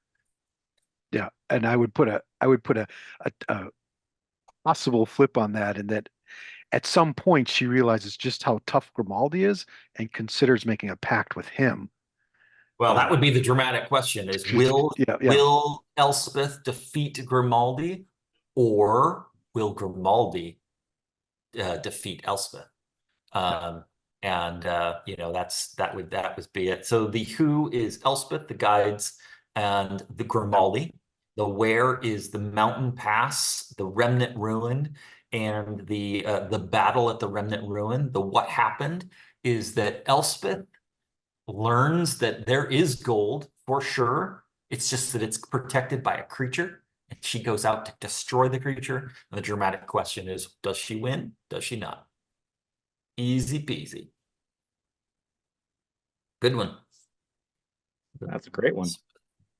Uh, I think it's my turn. So I'm gonna go with the captain um, at the Red Knight for the Who. He's like, in charge of the only military presence here. And as much as they try to help everyone, stuff slips through the cracks. But he keeps getting word back that there's a bunch of smuggling going on over the pass, and he's got to stop it. So he's putting out bounties and hiring guides to track through the pass and make sure that there's no smugglers coming through. And he's got a bounty out for any adventuring party that can track down and figure out how the smugglers are getting stuff through the pass. Obviously, the where is the pass. What happened is he's trying to stop smuggling. Dramatic question is, will he figure out that the guides that he's hiring are the ones doing the smuggling, or will it keep going on the way it is? Loved it. What's that noise I hear in the back of this cart? Oh, just squeaky wheels. Don't worry. Squeaky wheels. It's clanking. It's clanking. Oh, that's our chains on the axle. Don't worry. All right, we have completed our mountain pass scenario. I will build this into an actual setting, and we'll be able to adventure around it, ask questions, and yeah, that was a good one. All right, so here we are. We're back. Three Towers Pass, that's what we ended up calling this adventure, is now built. It is a completely explorable GPT.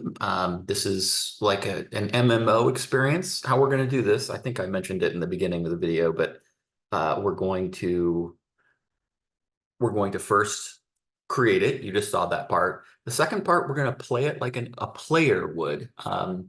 And you'll be able to explore this world. And then the third part, we're going to approach this like a DM would, and we'll be able to, create character classes, create monsters, pretty much anything that you want to do world building. Now that Three Towers Pass is built, you can do it in that setting, and it'll be all like what we just created. Okay, so, and then I'm going to use Engine. Engine is a Storycaster. Engine's a Storycaster add-on GPT that can create adventures in this setting, and we'll create an adventure, and then I'll build it, and hell, I think I'll probably even play it in a few days. Okay, let's just click the game overview and start. So here we are. It has to connect to the Storycaster server. If you don't see that thing that says starting action, just do new chat again and do it again, even though it does it 95% of the time, but that 5% of the time, it's a total hallucination by GPT. So you'll want to click that. Oh, here we are. So welcome to the realm of Three Tower Pass, land whispered in about taverns. It's the Pangaea Mountains, the vast expanse of the Sloth Fjord. Oh, so what it's doing right now is that I took all of the stuff that we had just made and I compiled it, but then in the way that I build Storycaster stuff, it now makes it all into a cohesive world. So there's going to be stuff that you're going to see that you're like, well, I didn't see that when we created it. That's because it's actually filling in the gaps and being like, oh, these would work really well. I've already played this, so I know that, for example, the Marwen, the druids that Mike made, those are now like they're part of the White Ravens. They were like, oh, these are the disciples of the White Ravens. All of those children that the White Ravens like essentially adopt, they become the Marwen, and so they're related. It's really quite elegant how this whole story will become a tapestry, and that's why it's perfect for world building. All right, let's keep looking on. So this is the entire setting. You can see the villagers of Halbor and their boats in the fjord. There's the mountains. There's the Eerie cabin, the White Raven sisters, Karkarer, the hetman of Urska, Elspeth. She's there to reclaim the Empire's lost honor. Very cool. My favorite are the Nazarians, the cunning Nazarians, the gargoyles of the mountains. They turned out awesome. I'll show them to you in a sec. All right, let's go back to the menu. We're going to create a new character and just kind of jump into this. Go back to the main. So we've got the game overview to how to play, the create a new character, and use an existing Storycaster character. If you want to use an existing Storycaster character, you just save them on the Discord in the character vault, and you can copy and paste them. That's the best way to do it. A lot of, there's 45 adventures, I think, so you can bring your characters and all the stuff that they found, the magic items, your characters change over time. And so all you need to do is you copy it and paste it. I'm going to create a new character, though. Create new character. Now there's a homebrew setting that this is built for. It's a D20 and it's meant to actually have a 20-sided dice with you. But if you wanted to play in D&D 5e, you wanted to play in Fate, you wanted to play in, we tested for Shadowrun 2e, and that works too. So if whatever game system you want to play this in, you can. Maybe I'll give you a taste of what it's like to create a Fate character. I know Fate really well, and that's my favorite system to play in. So let's say I want this. Oh, keyboard's acting up. I want this character to be made in Fate RPG. I want to make a scout named Pilot. I serve the 13th Legion, and I am trying to see when the best time to go over the pass is, because in the next season, the 13th Legion marches on Kalima. The next season, the 13th Legion marches on Kalima. So building a quest into your character is, it's really helpful because the story will actually write around your quest. If I said, hey, I wanted to go catch the biggest skate in the fjord, then it'll be a fishing adventure. It's really elegant how that works. And this will be for Fate. So let's see what Pilot looks like.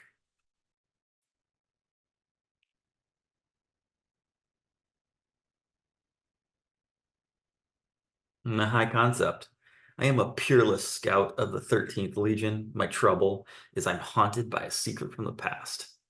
My other aspects: eyes of the eagle, whispers of shadows, so stealth that borders on the supernatural. Oh, that's interesting. Mountains resolve, endurance, and survival skills. If you guys know how to play Fate, you know that all words are powerful in Fate. All of these are essentially like things that I can do. As long as I spend fate points on them. Enemy of the Nazarians. Oh, that's interesting. Allied with the Riverines. All right, that's cool. If you remember the Riverines, they are really cool in this setting. I love those. Let's jump into the game. Let's play. I'm ready to play. It's going to write it as Fate, by the way. So if you wanted to change that, you can just, like I said, you can change system, or you can go back to its departure setting. Now it's writing to me in it's giving me a bunch of choices. This is an important thing to know about just ChatGPT in general. It's like, this is a DM that's talking to you. You can always change how you want this game to play. So I actually like it when this is totally in book form.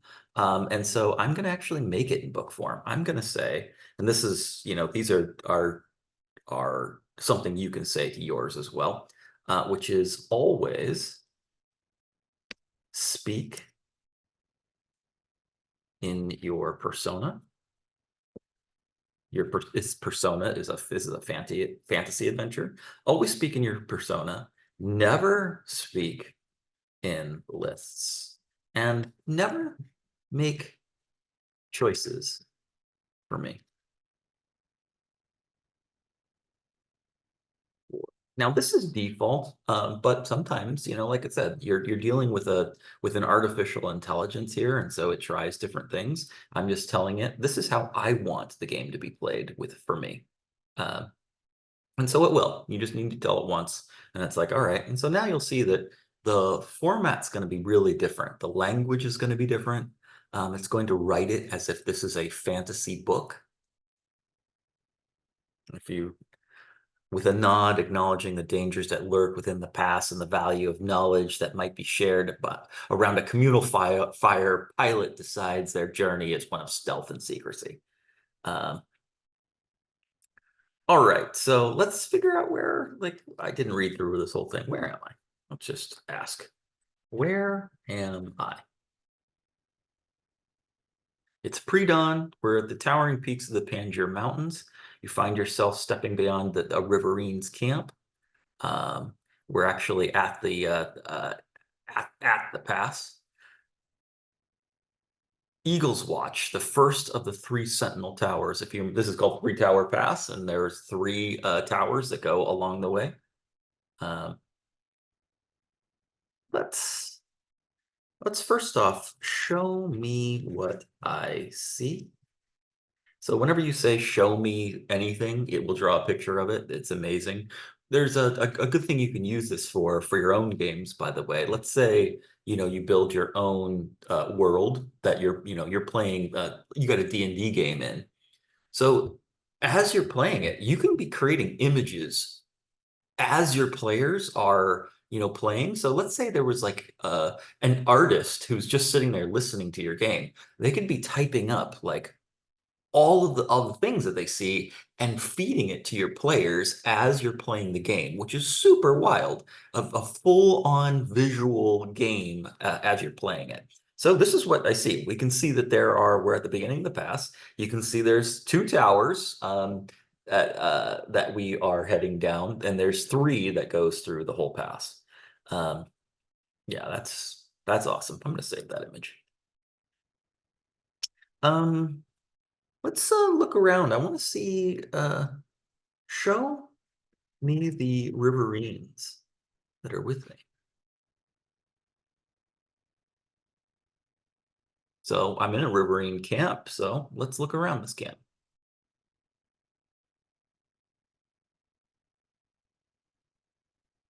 It's still written for Fate, by the way. So if you want to attempt a skill, you always want to say, I want to roll for. We're going to do that next as soon as I stop looking around. Sometimes it can take a little bit of time. I mean, for what you get, it's fine. So that's the Riverines. You can see that the dogs, I forget what the dogs are called in this. The dogs have they're called snow dogs. Yeah. Each of these guys has a snow dog with them, which is exactly what we said. I'm looking to the east, and you can see the fjord. I mean, that's so cool. Because we're at the beginning of the pass. Awesome. All right, let's I want to roll to notice actually I should do investigate. If you know Fate, investigate is probably better. I'm gonna look for a Riverine. I'm gonna do a rapport with them and see if they'll come with me. I want to roll to investigate to see who the best Riverine guide may be. Okay, it tried to roll for me, and I told it, let me roll. So I'm going to roll my dice. It is written for Fate. Let's say I didn't bring any Fate dice. And I know that my character, I saw it earlier, that my character has a 3 investigate. So let's just say I roll I roll good. My good is +3.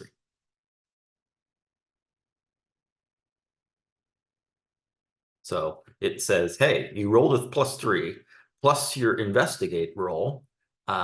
So that is super good. Let's see, who did I find? Such favorable outcome reveals not just a guide among the riverines, but those who experience treacherous past. This riverine, known amongst their peers, as a deep understanding. What is your name, guide? I am pilot. Our language means hunter, but in these mountains, hunt not game. I hunt not game, but the paths of stone and snow. It's an honor to guide a scout of the 13th Legion. Yeah, of course, I'm leading an army into your lands. Yeah, how do you feel about that? I'd better not tell him that. All right, I'm going to fast forward and jump around. I'll fast forward to some combat. We'll go meet a Nazarian and fight them, okay? So give me a few. Okay, so now we have found a Nazarian, and I am on the outskirts of the Nazarian. I'm going to roll, and I want to roll to shoot the Nazarian with my bow. Oh, I actually need to show you like what an Azarian looks like. Hold on, let me roll. Yeah, I know. Just let me roll. I roll a +4 because I'm great at this. I want to show me the Nazarian. So yeah, let's just see what these guys look like.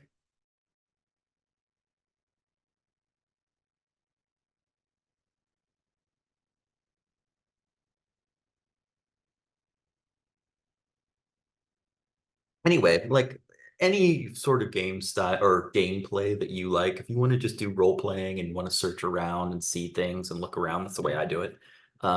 It's totally fine. If you want to go fight monsters, you can fight monsters. Any adventure that you want to go on. Holy, what the? Look at that thing. Saving that. Damn. Okay, let's not mess with the Nazarian. All right, you've seen how it is played. This is, and this is totally the world that we just made. So let's now see what it's like as a DM. So we're going to want to go back to let's just go back to the start. And here we are back at Three Towers Pass. But now you can use these, like, if you're a world builder or DM, you can use these things completely like your own source book and be able to get images, background, stories. Let's just start.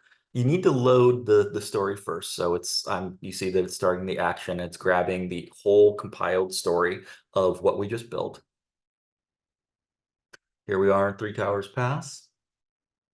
But here's where you can start to do some really cool things. I want to tell me about some of the monsters in this setting.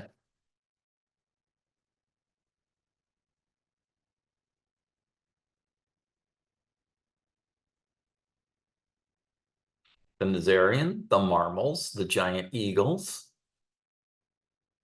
You didn't see what a marmal is. A marmal is there's these big gophers that will sometimes bite the yaks. They're ornery uh what do you call those things in the mountains? Chiselers. Yeah, big chiselers. I don't know if you guys know what a chiseler is, but I come from the mountains and we had these they're these rodents that are they're kind of fun, but in this game, marmals are these big chiselers. Um, there's giant eagles. if you remember the whole story where there was the eagle bones at the top of the pass, so it knows that you're like, oh yeah, there's giant eagles. The marmals, the Nazarians. We could get the stats on them. Let's say, let's just for fun. Give me the stats of the giant eagles in D&D 5e.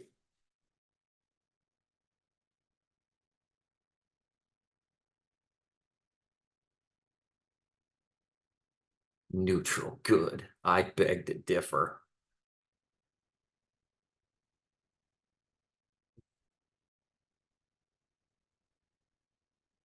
Two attacks, speaks of talons. Got it. They've got, and you can modify these in any ways that you want, but here you are. These are the eagles that are flying around here. It's now set for D&D 5e. Let's look for magic items. Like, what are good magic items in this setting?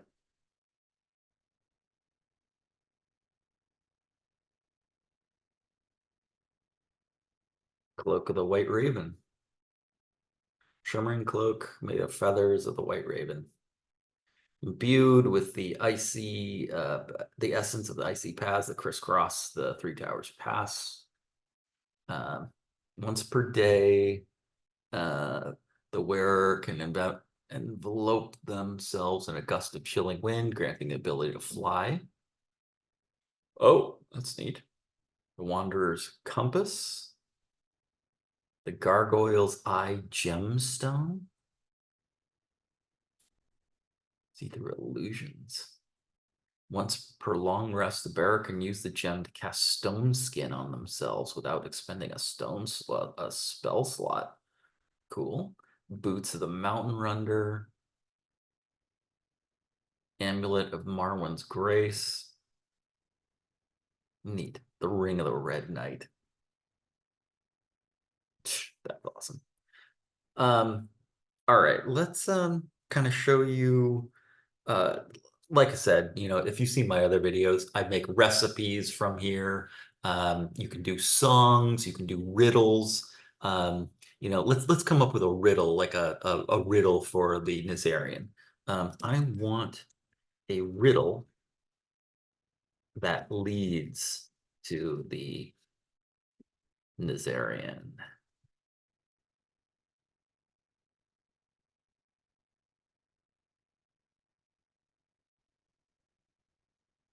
Beneath the watchful eyes of stone, where empires reach in ruins shown, a guardian sleeps with gaze of night, awake in moon's pale ghostly light. In silence deep and shadows long, listens closely for the song of the wind that whispers ancient tales of powers lost in hidden veils. Two heads of old, one does lie, the other watches skyward high. Seek ye the gate without a door, there find what you're searching for. To wake what watches still and stern, a truth you must in darkness learn. Speak forth the answer, bold and clear, and face the guardian without fear. That's awesome. Yeah. So they'll tell you, what exactly the riddle means for your players to kind of figure out, like, where the Nazarian is. This is just such a great resource for GMs. I wanted to show you, this is a good, a good segue into like the most powerful thing that I've found about this, because this is our own homebrew world that we just made, and you could make your own homebrew world. Watch a video on if you want to do it without a group of players. Watch this single player home view. I have one on Sherlock Holmes. But yeah, so you create your own homebrew world, and now watch what you can do. Tell me the good adventures in this setting.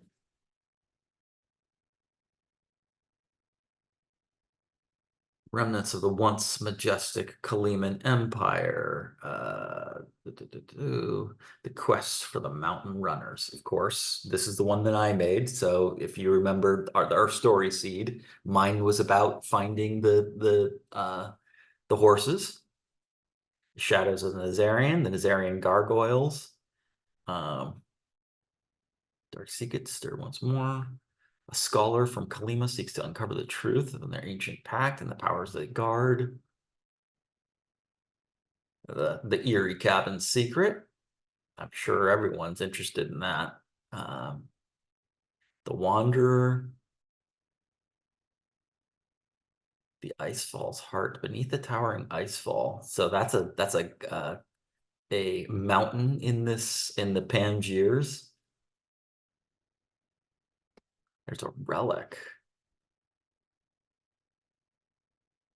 The Revolt of Halbor. The free village of Halbor, a beacon of independence on the edge of the Empire's remnants, faces a threat from within. A faction led by the charismatic but ruthless leader seeks to overthrow the traditional council, aiming to declare themselves the sovereign rulers of Halbor and challenge the remnants. It's an interesting one. I think that, I love the Nazarian so much. I want to have an adventure where we are fighting the Nazarian. So I'm going to do this, the Shadows of the Nazarian. All you need to do is copy this. And now we're going to talk to Engine. Engine is a Storycaster. It's a Storycaster GPT that's made to build adventures for RPG games. And I have a video on like why you want adventures and why it's not railroading. I'm going to play it right now, and so that you can completely understand how Engine works, and then we'll jump in and actually create this game. Okay, go. Welcome everyone to this demo of the Storycaster engine, where I'm going to guide you on crafting exciting adventures for any role-playing game system and genre. Whether you're creating adventures in your own homebrew worlds or exploring your favorite published setting, I'll show you how to use the Storycaster engine to create amazing role-playing experiences and stories across any property. Let's unlock the potential of your gaming sessions with the art of storytelling. First off, having a plot doesn't equal railroading your players. Railroading happens when the game master controls every aspect of the game, not allowing players to make their own decisions. It's like being stuck on a predetermined train route with no opportunity to explore. This approach goes against the very essence of why people love role-playing games. Our aim is to craft games where players enjoy the freedom to make choices and influence the story, making them feel like they are the heroes on their own epic tale. Having an outline of an adventure in your back pocket gives you, the DM, the confidence to know that you can handle whatever the players throw at you. It's a beautiful thing when your group of players can move through a story in their own way. And as a DM, you want to facilitate that. But sometimes players get lost in the weeds. And when that happens, you have a clear structure that can help you grab the reins of the story and get everything right back on track. So how do we build these adventures? Here's a quick guide that we go by here at Storycaster. First, there's set the stage. Imagine setting up a scene for a play. You're showing everyone where we are, who's who, what the deal is. Let's get the players into the world of that game. This does not need to be in an actual play of the game, but just the game master explaining the situation and the important information that the players need to know. Then there's the threshold. The threshold marks the moment when the adventure truly begins and is the first scene of our play. The players have just crossed the Rubicon and they are catapulted into the heart of the adventure, facing forward with no possibility of turning back. Then there's the challenge.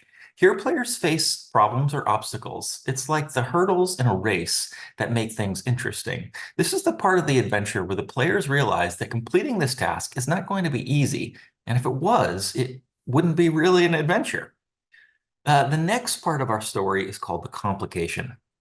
Complication is also known as a twist. Complication is where the players learn something new in this adventure that they did not know coming into it. And with this new piece of information, it turns up the heat on completing the whole thing. The climax is the big showdown or the most exciting part of your adventure. It's where everything comes to a head. Pull out all of the stops here.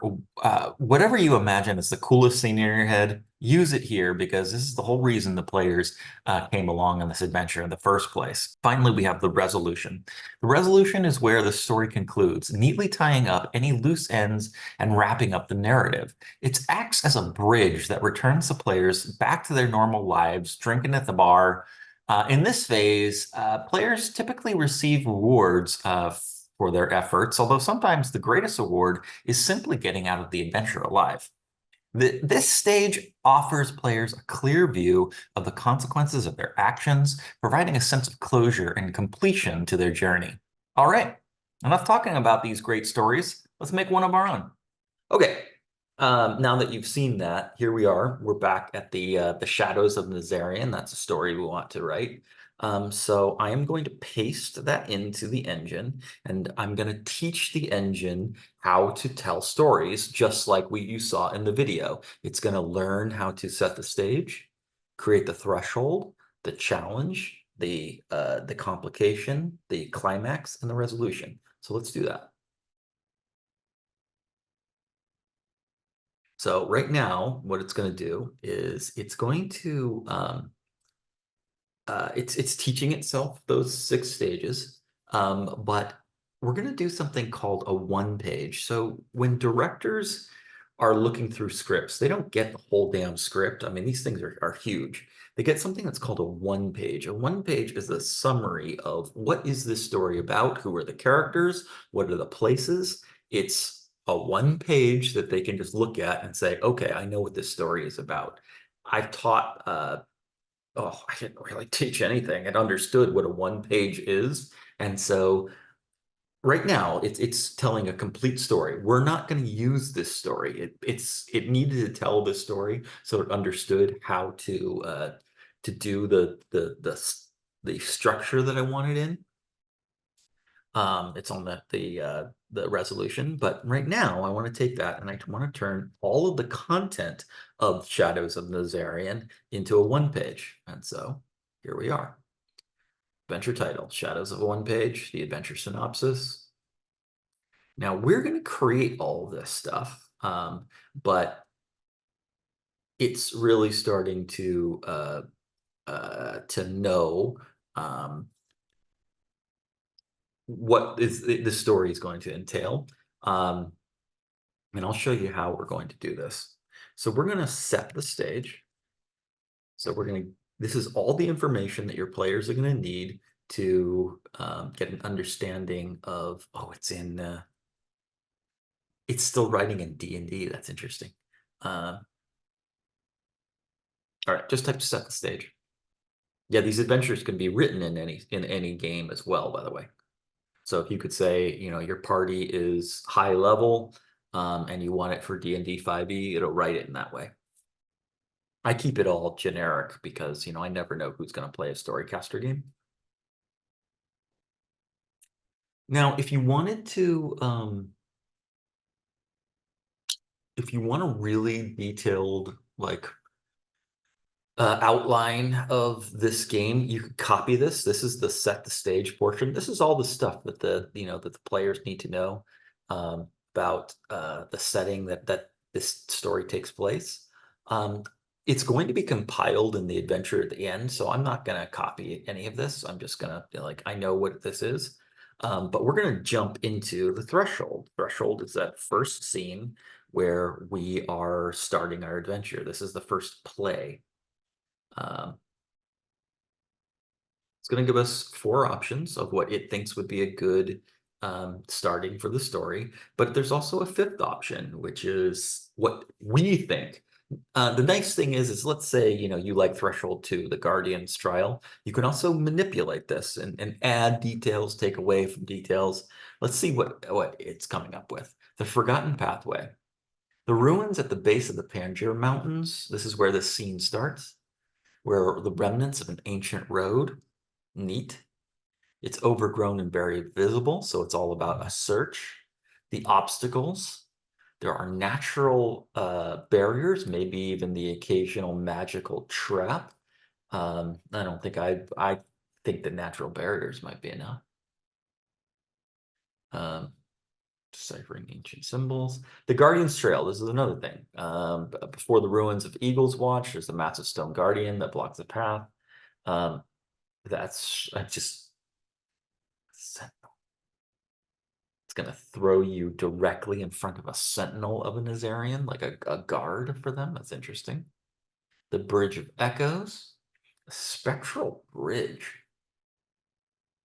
That's a little bit too high fantasy for me. I don't like super high fantasy stuff, even though I'm talking about gargoyles for God's sakes. But yeah, I don't want spectral bridges. I could do this, but I would change it to be, instead of a spectral bridge, I would make it an actual stone bridge.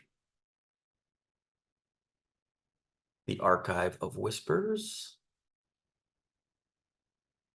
Now, tell you the truth, I'm like option one, the Forgotten Pathway. So let's do one, the Forgotten Pathway. Do you want to add anything, or?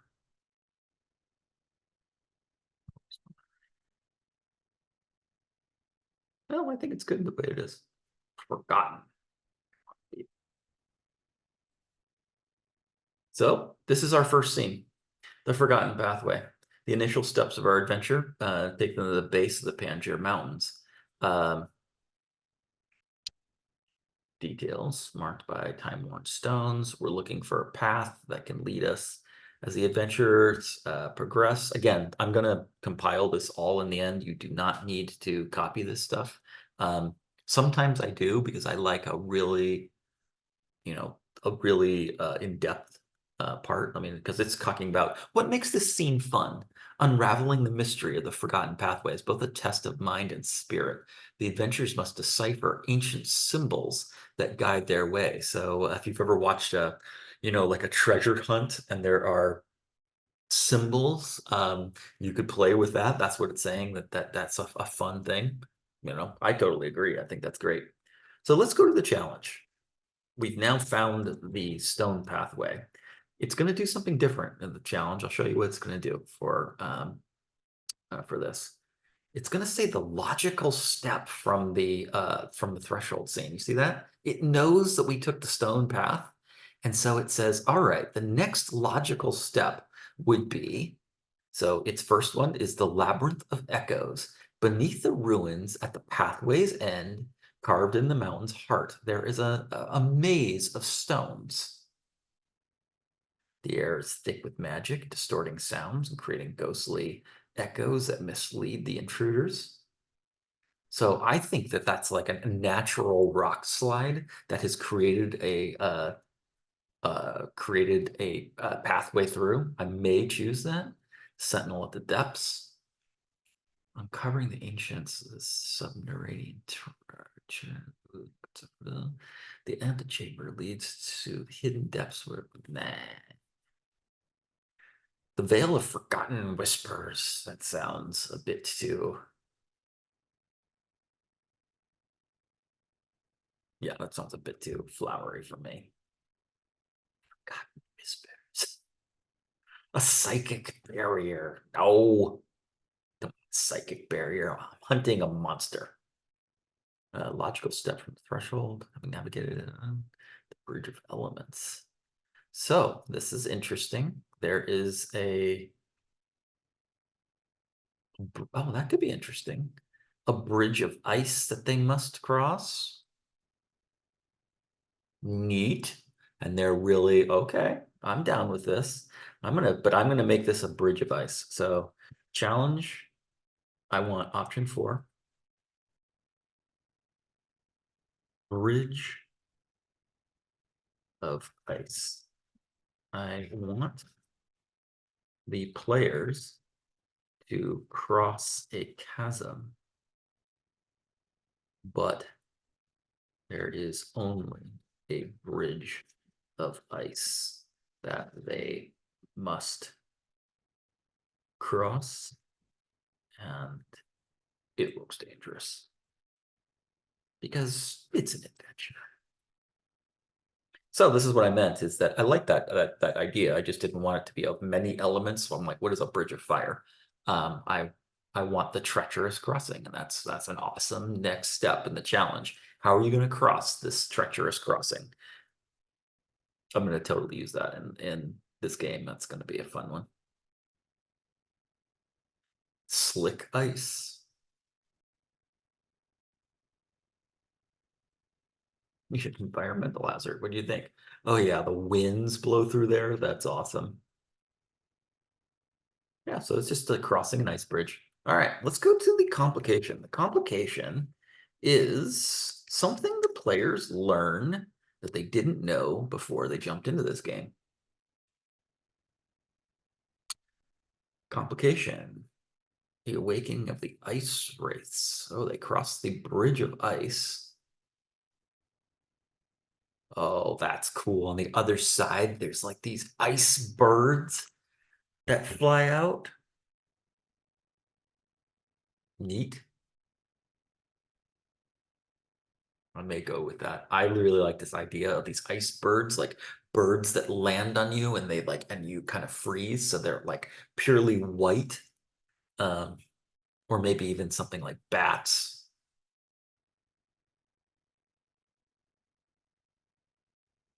I think that they should be made out of stone because these are gargoyles after all. And so maybe these like bat-like things, because they're made out of stone, they fly into you and they hit you like you're getting hit by a stone. And they're flying out. I think that could be really cool.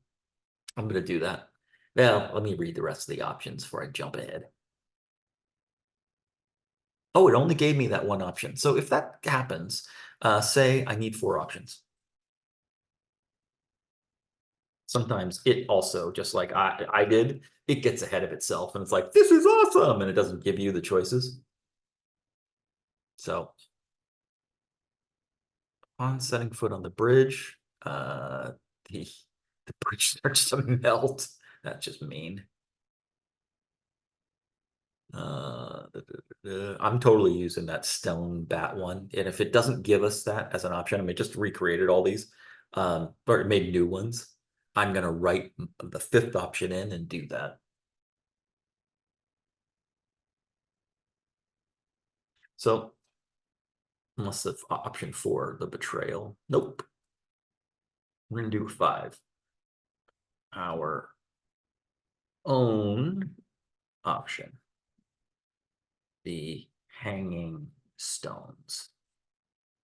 The players can see on the other side of the bridge, of the ice bridge, unusual hanging stones. These are bats, of course, but they don't know it. They're stone bats, hanging stones.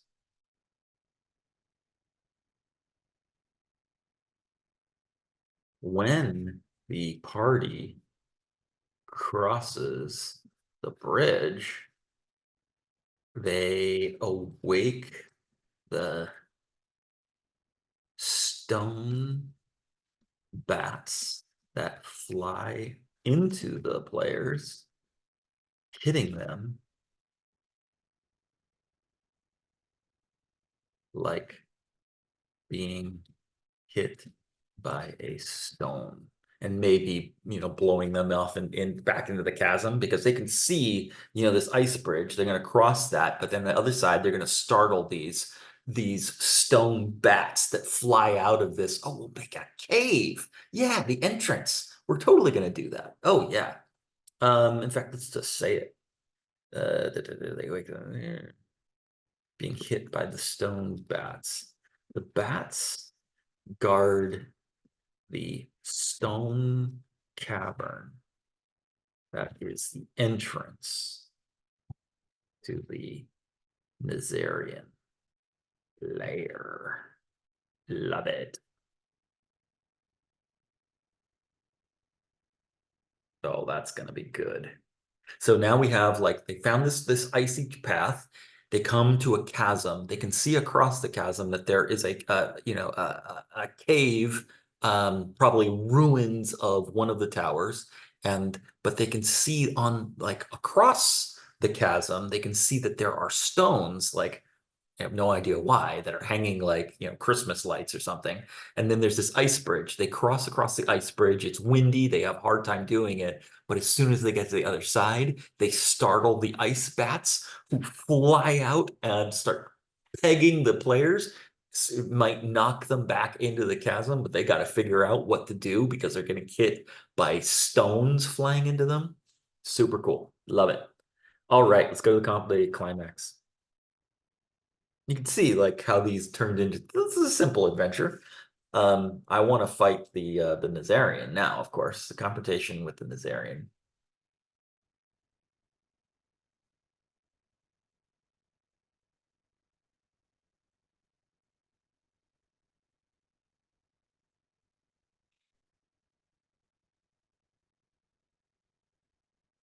Speaks in a voice that echoes through the chamber, challenging the players to justify their presence.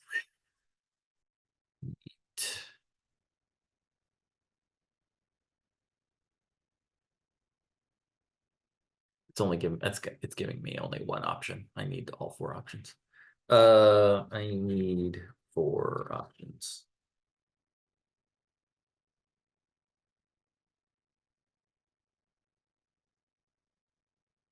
Like I said, it gets ahead of itself because it also gets super excited.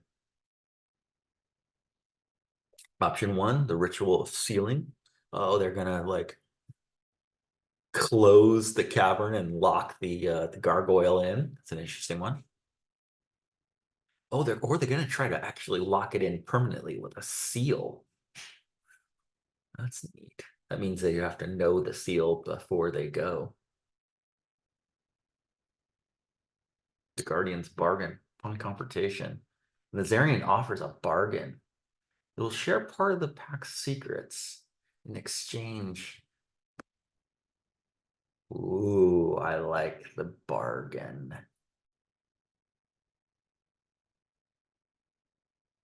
That would go really well with what Mike was saying when he first created the Nazarians, that they're little demons that are, like making bargains with people. And in this setting, they're the ones that actually made the White Raven sisters. So that seems very much like what the Nazarian would do.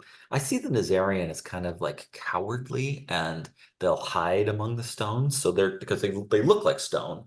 And so they might be whispering in this cavern and trying to tempt the players to do something. I really like that. I'm going to do option two, the bargain. The Nazarian in the cavern uses its stony ability to hide among stones and whisper to the players and try to make bargains with them. If that fails, I think the Nazarian will be like, well, that's too bad. And then like cause the whole thing to try to cave in. And that could be a cool resolution. If that fails, there will be a brief confrontation with the Nazarian, and it will cause the cavern to collapse. So cool. I have fun doing this every time. I'm glad that I can like record it and play with you guys, but I do this all the time.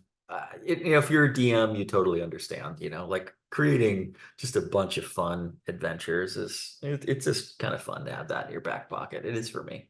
Um,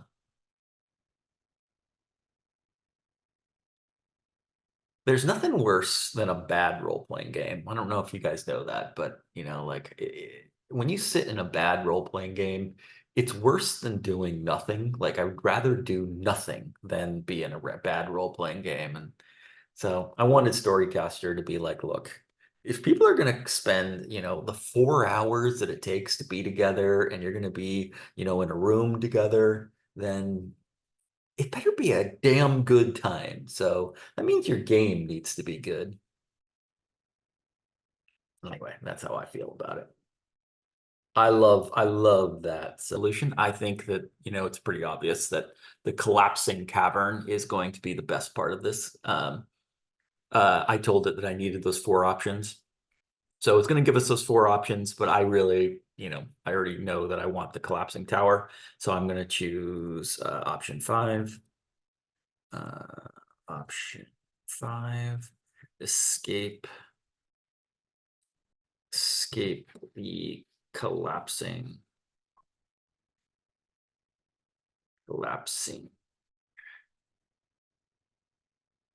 cavern. The players must run for their lives and dive out into the chasm. Out chasm. That's the cavern collapses.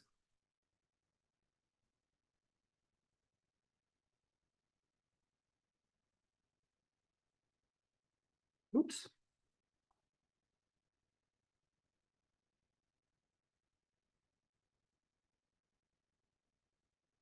Stop there. Let's do that again.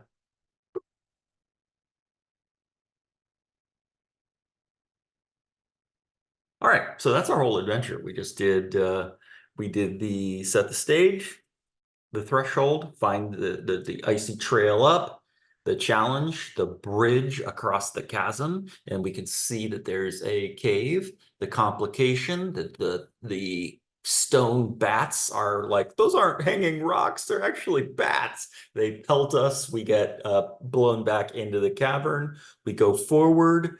The Nazarian whispers to us and tries to convince us.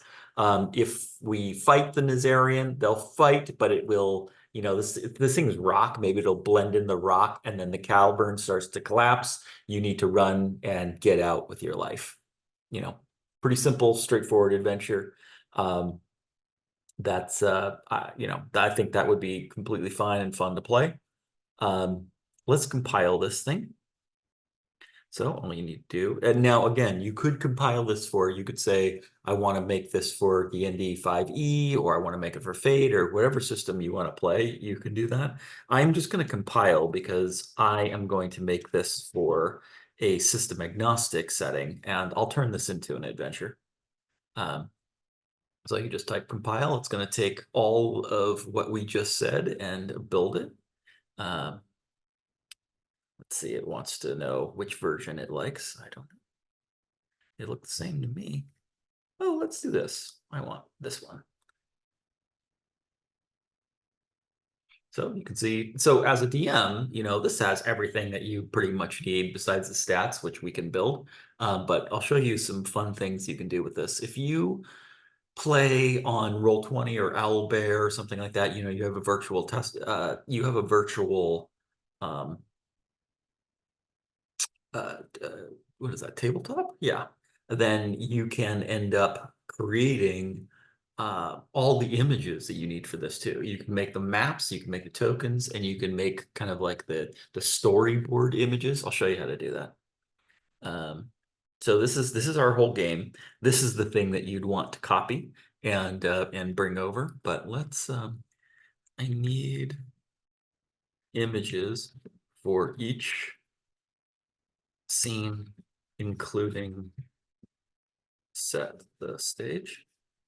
It's going to create 6 images that represent each of our scenes. Let's see how this adventure turns out. So this first one should be a going into the path.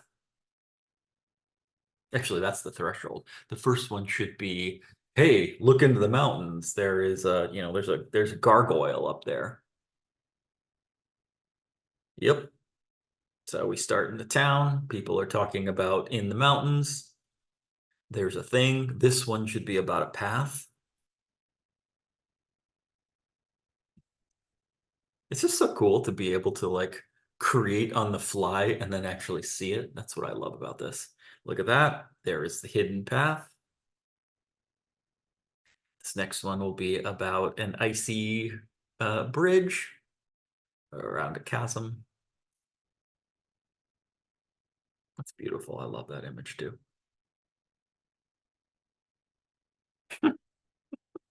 Perfect. This next one, let's see, it should be about bats flying out. Let's see what it comes up with. I mean, these are all perfect so far. Okay, so it made all the images. Let's take a look at them. I already we went to the ice bridge. Let's start here. I don't really care for that image, but you get that it's supposed to be a swarm of bats coming out of a cave. I don't That's what hanging, the hanging rocks. You can literally see the rocks are hanging. That is actually kind of interesting now you think about it. Because that does look absolutely mysterious. Like, what is that? Um, this I actually really love, even though this is not what I envisioned, but I think that this is even better. I'm gonna add this into the game so this is like a Wizard of Oz, like meeting the Wizard of Oz, where, there is like this big statue that you're talking to, but you're actually really just talking to this little gargoyle who's, like manipulating this. And so, it looks like this big statue is talking to you, like a god is talking to you, but it's not. It's just this gargoyle that's manipulating this whole situation. And if you refuse the gargoyle, you find the gargoyle in this temple, then boom, the collapse, everyone gets out. Um, and yeah, that's the game. Okay, so let's do something else with this. This is, we might need maps for this. So let's talk to our map maker. So this is a different GPT. This is called Storycaster. Map maker. I need maps for this whole game. And I'm going to fast forward this because it takes a little while for this to make maps, but I'll fast forward it. Okay, we are done. We have, looks like there was a bit of an error, but all the images were generated. So let's take a look at them. These are the maps. This is the town that we start. This is the hidden path. I think that ice one I'd redo because it's a cross and it's supposed to be a single channel, but you get the idea. The hanging stones, that is a bit weird. I probably just wouldn't even use this. This is the room in which, the Wizard of Oz gargoyle is talking. It's a little strange. I might regenerate this one as well.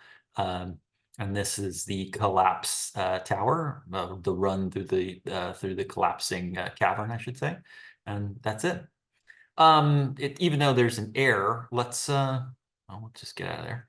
Let's do tokens next. Okay. So we're done with the tokens. There was only 2 tokens in this because there is the stone bats that fly out of the cavern, and then there is the actual Nazarian gargoyle.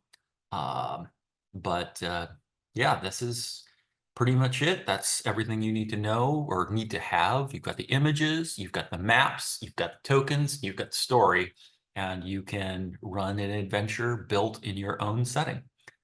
Thanks for joining us, and we will bang these things out all the time. I'll make another video here soon, and I look forward to seeing you.